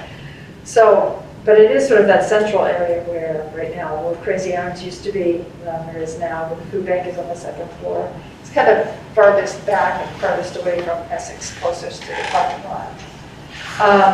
And the purpose of that was because, if you remember, option 2 or plan 2, whatever we call it, was to repurpose it for a community, a multi-purpose community building that could house some of our nonprofits that we have talked about, has been brought up to the table and by the community to bring back the theater, the Narberth Community Theater to Narberth, to continue to have some space in which the food bank can operate, to have a multi-purpose building for community meetings, and things like that. And that was, after our open space, that was probably the second, I think the second most popular option in the surveys that we did. And in terms of collecting opinion, there's a clear desire in this community for more space like that, flexible indoor space that meets community needs. It is unknown to anybody whether or not that portion of the building could serve that need. Well, probably in terms of its space it could, but whether the condition of the building is such that it would make any sense to sort of adaptively reuse it, we just don't have the information to know. But that would be the purpose of it, in case anybody forgot. It was to use it for that purpose, not to like rent it or anything like that.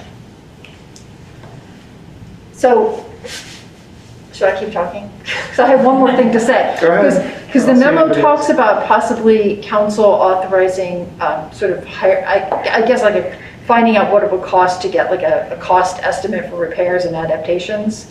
And I thought maybe, given that we are sort of pursuing things in parallel tracks, it might make sense to sort of baby step this and maybe take a preliminary step that doesn't cost anything. Right now these buildings are operated by Yentis, right, management company, and they also do the maintenance. So which would mean that they have some maintenance folks that probably know the building pretty well. And I was wondering if it would be possible for them to give us some information and possibly even provide the borough engineer, I don't know, you, possibly interested council members, with a tour of the building and discuss the crucial sort of systems issues, so we can sort of get a sense of whether this even is worth considering a formal cost estimate. I certainly like the sound of no cost. I think if council You like the sound of no cost? I think if council wanted to do that, I think that is a viable request to make of Yentis. Okay.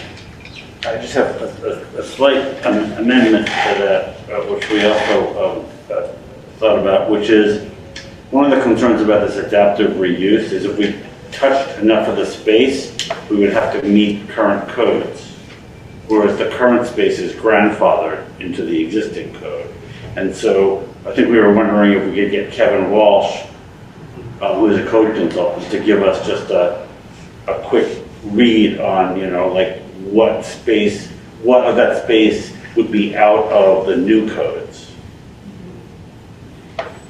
And that, I know that isn't free, but it's certainly probably less than what other options would be to get that information. Yeah, And yeah, that's true. I mean, I mentioned earlier, you know, talking about the sidewalk thing, that anything new that someone does has to be ADA.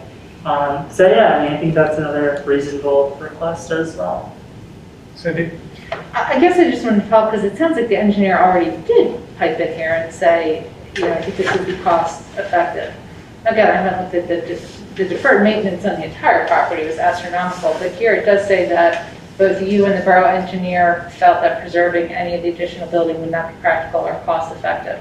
So what are we asking them to do in addition to what was just a kind of a thought experiment? That was, I would say, in my case, 'cause I can't speak for Eric, but in my case, it was a gut feeling. It wasn't. Yeah, ditto there. So this would be actually putting numbers on, quantitative numbers on qualitative assessment. Got it.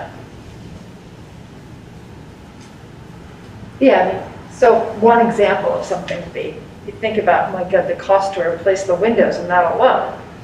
But then you look a little, scratch the surface, you go, oh, all the single pane giant windows are in the 3-story building. The center section has these small punched windows that are actually double pane glass. They may or may not be at the end of their useful life, but it's an entire, like, and I think that because we never asked anyone to look at that, we never thought of that, we don't really have the information necessary to rule it out completely. Because we just put a new roof on this building, because there's an appetite for a multi-purpose community space and to keep, you know, find an indoor space for nonprofits. I don't know that it's possible, but I just hate to throw it in the dustbin without at least a small amount of investigation, that central part, that's all. But what I'm hearing is that the desire is to keep it kind of in-house still and to use our local expertise rather than reaching out to other consultants at this point. Does that give you enough to proceed?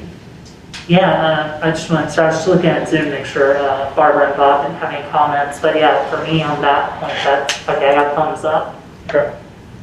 All right, and then let's actually skip the really fun one with option 4 for just a minute. We'll save the best for last here, and then so the other decision point for council is, as mentioned earlier tonight, we have received not only public comment, you know, tonight, and that was added separately from the packet from Gene Burock and David Fox, but also at a previous meeting, council may recall that David Brower also had an idea for the building he submitted.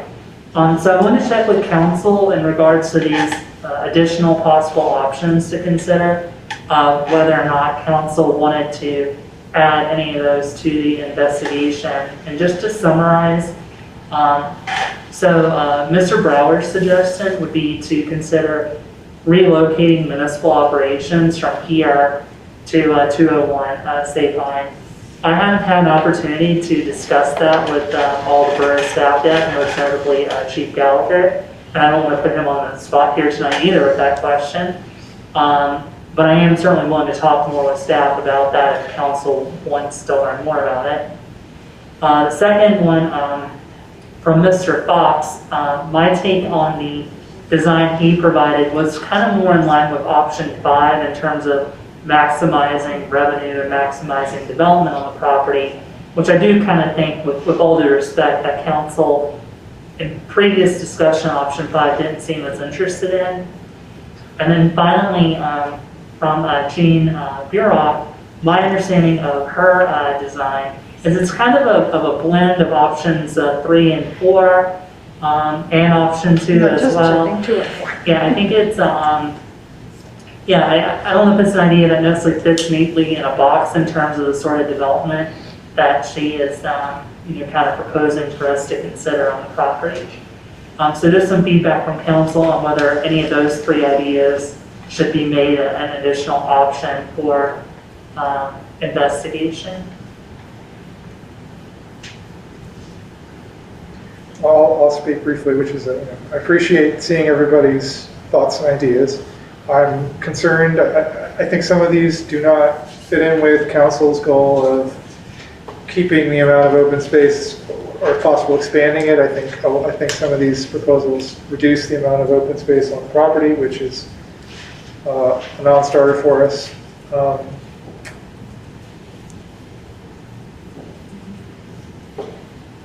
Yeah, no, I agree. We can't, I mean, we're not, I don't want to consider a proposal that reduces open space on the property. We've committed to the opposite. Yeah. Yeah.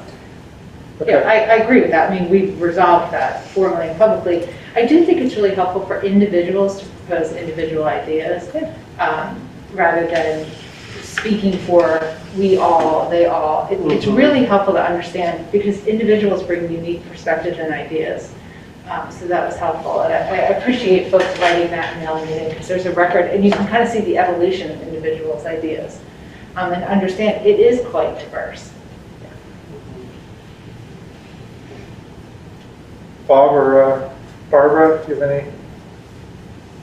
I would, yeah, I have one thought, and that's I don't know how the idea of relocating municipal facilities fits right now into what we're looking at.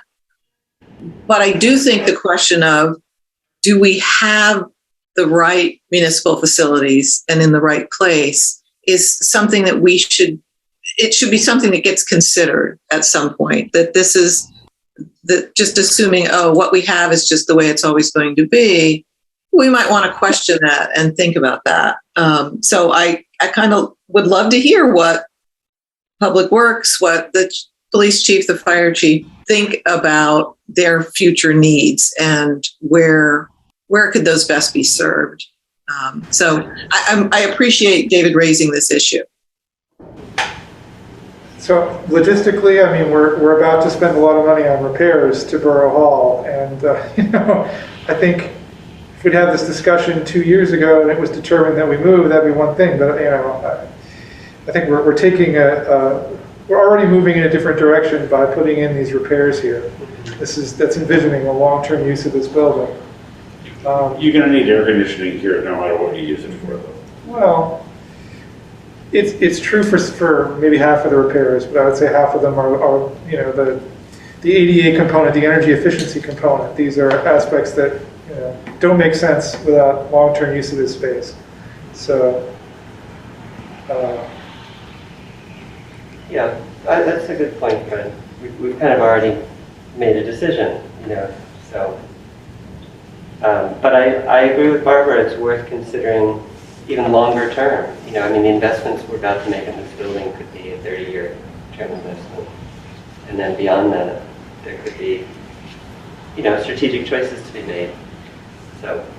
Yeah, I know. I remember, sorry not to put the chief on the spot here, but I remember from your kind of long-term presentation that was given to council back in October, there was some discussion there about, the police facilities and your long-term needs there in terms of rooms and such. And I'd be interested with our new public works manager, to get his take on that same question. And then also, I've never really had a chance to explore that question with our fire chiefs. Well, what was, if I remember, that was one of the topics of conversation at PCBA, particularly because this is such a low flood zone, too. Mm-hmm. So, I mean, I do think that we probably should map out what are the predictions for the space in the flood zone. Do you want your police and fire and borough central command in the lowest, most vulnerable place in the borough? Or the highest. Yeah. Yeah, I will point out that we, whenever there's a certain amount of rainfall projected, we do all move all of our vehicles. And I wasn't here for it, but you all might remember, I heard a story of, was it some police cars that were damaged? We lost several police cars. But I think there are other ways potentially to mitigate that issue as well, with some of the stormwater management that we're looking at. Yeah, I mean, it would be a problem to just sort of say, well, I mean, that the solution is to move some things out of the flood zone because there's a lot of things we can't, like people's houses, playing fields, library, and so I think we need to break the bullet and solve the stormwater problem one way or another. Sure, and then, again, this is a can of worms, but then you say, well, then what do you use this space for? I mean, I'm not sure we're equipped, but they're good questions to ask. all right, so Samantha's original question was, should we be pursuing these formally? I'm hearing maybe some informal discussions about the future of this building, but I'm not hearing a lot of support for any giving any of this to a consultant. So. Oh, option two? No, any of the the options that would Option 6 here. Bureaucracy or any of these submissions that we've gotten about submissions. visions for the properties. Yeah. Do we need to pass them, or do we need to? Yeah, I think Jean Bureau's concept is very compatible with, Yes. so Other than the fact that she wants a family-friendly restaurant right in the corner, which I don't think we have. But probably not going to happen. But otherwise, it's largely, right, like a combination of the plans that we're already looking at with some ideas about how to use park space, which we wouldn't be deciding on anyway, because that's part of the Master Parks plan. Mm-hmm. So yeah, Jean's, I don't think is, but. So I'm not hearing any, council doesn't feel the need to act on any of these right now. I don't hear any demand for action. So let's go to the other agenda. So then for option 4, so I totally understand, well, I guess I'll say what it is, then I'll provide some commentary. So the decision I'm asking for council is to consider and I want to emphasize this part, a non-binding RFP, so we actually know, what option 4 is instead of just speaking about it in hypotheticals. And yes, I understand. I'm asking for a consultant because, I don't have any experience writing RFPs for this sort of project or evaluating RFPs for a project like this. And no one else, in the borough has that capability. So I do think we need someone who has demonstrated past experience and competency in it. And to that end, I kind of, didn't want to just, make it one choice. I want to have, again, a robust evaluation process given some of the concerns heard, and just because I think that's the right way to do it and how I've done other consultant searches in the past. And so there are 4 options out there. This is just me, based on my past experience and folks that I know and I've worked with and think do have some of these competencies. And they include HRG. You all may remember in the presentation that Kent gave us, he mentioned, the folks that work on their team, the finance sort of department they have there. In addition, he mentioned that they are the evaluation firm for RACP grant funding, and RACP grant applications are a lot along the lines of what we're talking about doing for any of these options for 201 Safe Iron. The Montgomery County Redevelopment Authority, they have, you can go on their website and you can see the RFPs they're working on right now. I think in other places they've done past RFPs. I think there's someone that would be productive for council to hear from. Downtown Dynamics. So I actually met Graham Copeland, who used to live in the borough until just 2 or 3 years ago, I think, when I worked in my prior employment, and got to know his background a bit, and actually had seriously considered him for economic development director consulting position in my last town, and then COVID happened and made the position kind of moot. And he has done some work, not to put words in his mouth, but he did a prior project in Upper Dublin Township where he was responsible for managing an office park that the township owned and had to figure out what to do with long term. And again, just given the fact that he's a former borough resident, he serves on our HARB, I thought he's someone who kind of understands the town and the goals and the vision, and might have some experience in this. And then as a final sort of choice, Urban Partners is a consulting firm out of the city. And when I did graduate work at UPenn, I actually worked with the founder of, it's a very small firm, it's just 5 people. I worked with the founder of it, and from what I remember of the work that I did then and his past experience, again, they might have perspective and experience that's valuable for Borough Council.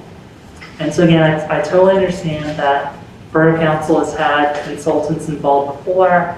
I guess as I view it is, for whatever task you're working on, you want to make sure you get the best entity possible, and the same entity may not be the best one for every task you've had. Since I've been here, we work with a consult who had a very specific task and mission that they accomplished. And now we moved on to a new task, while I'm pleased with the work that eConsult did on the task they're given, I think some of these other options might make more sense for the tasks that I see set out before us if we want to continue to explore option 4. Yeah, and I should just add, I mean, no matter what we're going to choose to do here, this is a big project. We are going to need advice. We are going to need to be hiring people to help us out. So it's not like, we can avoid working with consultants on any of these ideas just because it's a big deal. I mean, right now, managing 201 Sabine, we have a consultant that handles our real estate, day-to-day management of the real estate. So, no matter what's going to happen here, there are going to be consultants involved. Yeah. It's a matter of managing it intelligently. So, that's all I have to say, really. Let me go ahead. Well, I was just going to say that, of course, a larger town like Lower Merion would have their own, but I'm sure they're hiring fewer consultants because they have many, many more staff in-house, But we have a very lean staff, in-house. And this is why we do need to occasionally hire consultants. I think it's also important to underscore, because this is one of the reasons why I ran for council, is we hired consultants to do what they said, hired them again to say you should have done what we said, and wasted tax dollars. But this has been an iterative process, and we've really hired consultants to speak to that very niche, small part of the project. And I think that that's smart and strategic to do that. So it's not as if we paid for one consultant to oversee an entire project, we're unhappy and hired another one, that we really have phased this out. And this is the next biggest, arguably one of the most important phases, where a small little borough like ours requires an expert. Yes, we keep saying consultants, as if, the career consultants gives me hives, so I wish we would start saying something else, because I'm like you, Cindy, I was like, what is with this consultants all the time? So let's be clear. We've not, the borough, first of all, has not hired 4 consultants for 201 Sabine. I always hear that, and it makes me a little, KCBA was hired because we didn't have a capital plan. We did not have a capital improvement plan because we had literally no idea what our capital needs were. So 5 years ago, I think, right, 4 years ago, we hired KCB to do a full facilities and grounds analysis of everything that's borough owned, including Station Circle, this building, the parks, to give us a baseline of like, okay, what are the absolutely necessary things? What do we see? So that was like that's just like, then we were able to form a capital improvement plan. So now we can rationally budget for capital improvements. Before, nobody even knew what to budget. That's so basic. It really isn't like a bad thing. I don't want to even say they were a consultant. It was like an absolutely necessary survey of our borough infrastructure to do. Like, we had to do it. So, and as you pointed out, eConsult was just really asked to do one very narrow thing because our community, after community meetings, said, look, we don't necessarily agree that we're upside down on this. Like, you need to get somebody to sort of show us on paper that what you're saying is correct. That was really the reason for that. So I just wanted to add that. And there are times when you need to have a professional who knows what they're doing and has experience, because if you try to do it yourself, you're liable to create hazard for the borough. I don't want to do that. Yeah, that's an important context. I'm glad you said that for everyone. Yes. All right, so moving to the proposal at hand, we have a suggestion of 4 different firms that Samantha has personal experience with, one way or the other. Can we ask about cost? I'm assuming the county comes with a smaller, much lower fee, which I'm not suggesting we go just fee driven, but can I actually don't know for sure if is that the case or not. I would say there's a chance of it, but that's something we'd have to find out as part of the evaluation process.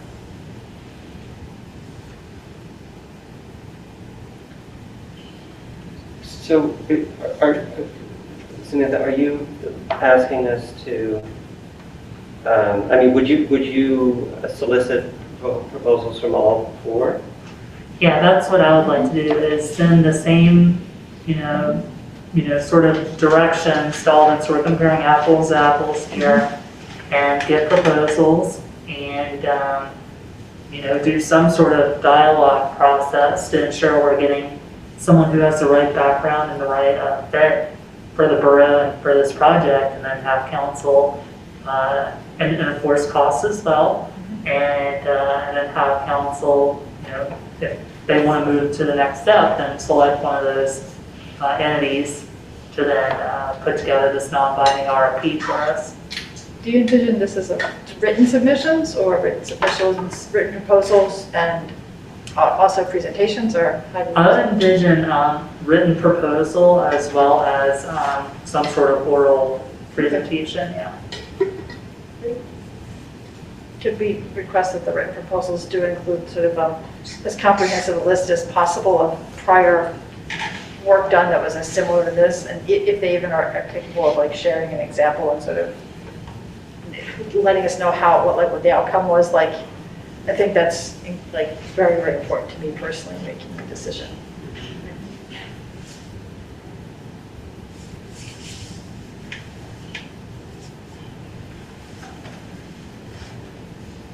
All right, well, I'm not hearing any, see some nods. I don't hear any objections to this. So let's move ahead with soliciting some written proposals, and then we'll figure out who will bring the, we'll talk a little offline and figure out what to do once we have the written proposals. But all right. How would we see moving forward on the other, by the way, like the option 2?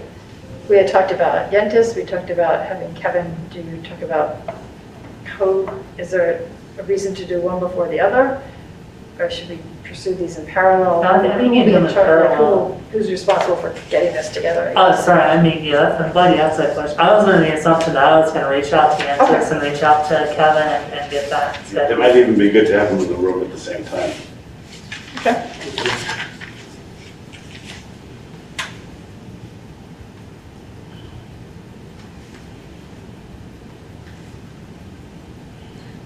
All right, Samantha, do you have a clear idea of how to proceed here? Yeah, I think so. All right. Okay. Anything else from council? All right, let's move on to old business. Grant opportunities. Sure. So at our last meeting, the February work session, council had a discussion about the local share statewide grant and some possible opportunities to support the work here at 100 Conway and 80 Windsor with that. Also brought to my attention was the Momco 2040 grant, which the borough has received in the past.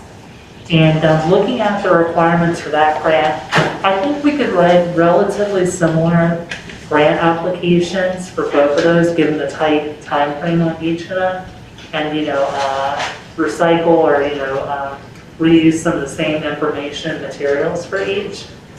And so I just wanted to see about getting council's permission to do that. Both grants have around the same money that they usually award. The Montgomery County Grant Program mentioned they usually give out awards between $100,000 and $200,000. And thanks to the research that President Bush did, we found that the local share grant awards were generally around that same price range as well.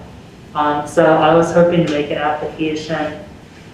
Looking more, I will admit, I jumped the gun a little bit and started working on an application on both already. Looking at the application criteria and we have a visitor here. For those, sorry, there's like a weird wasp in the room. Anyway, looking at the criteria for each, I do think we would have stronger grant applications for both if we did talk about ADA improvements as well as energy efficiency improvements.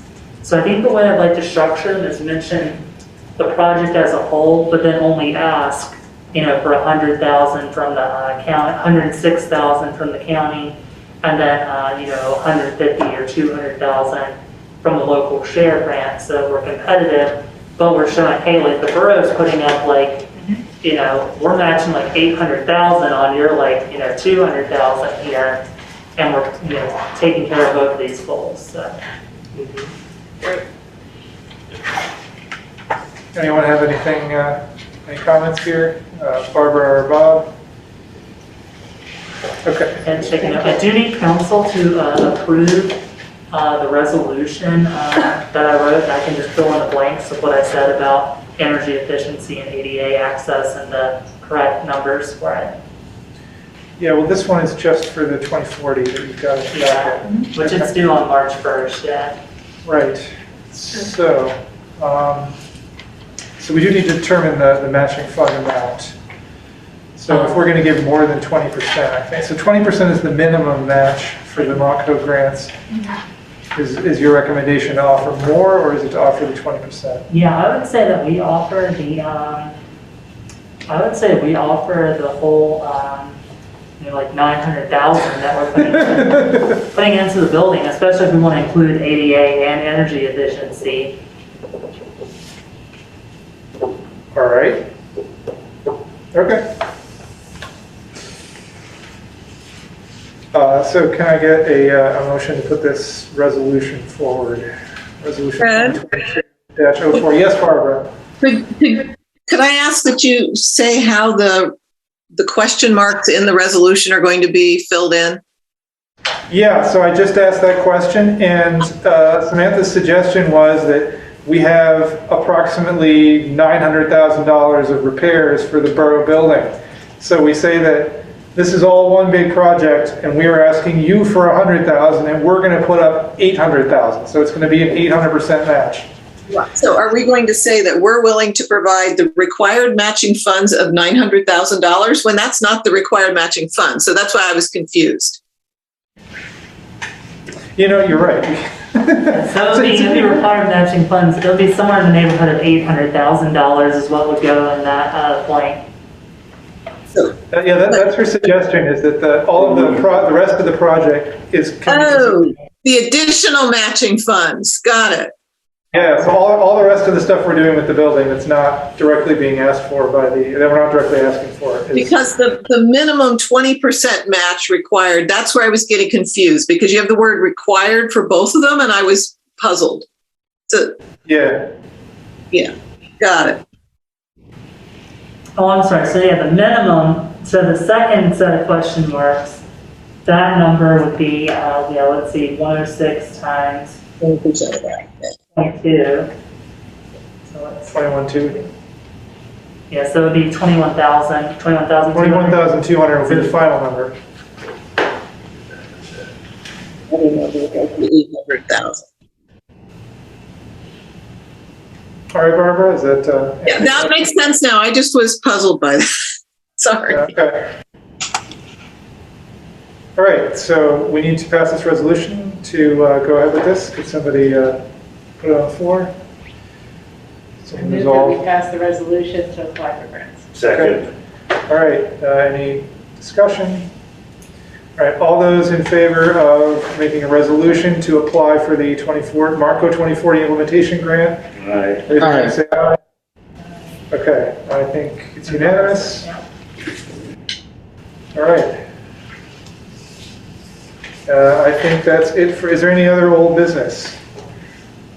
Want to do as a comment for the When is good? this coming out? When should folks look for this? People should have it. Received it. Oh, really? Yeah. Oh, my house did not. I have it now. Thank you. I'm sorry to hear that. Okay. Yeah, so there's people are holding up the, what is it, the Borough newsletter, the physical Borough newsletter, winter 2022 that was sent out.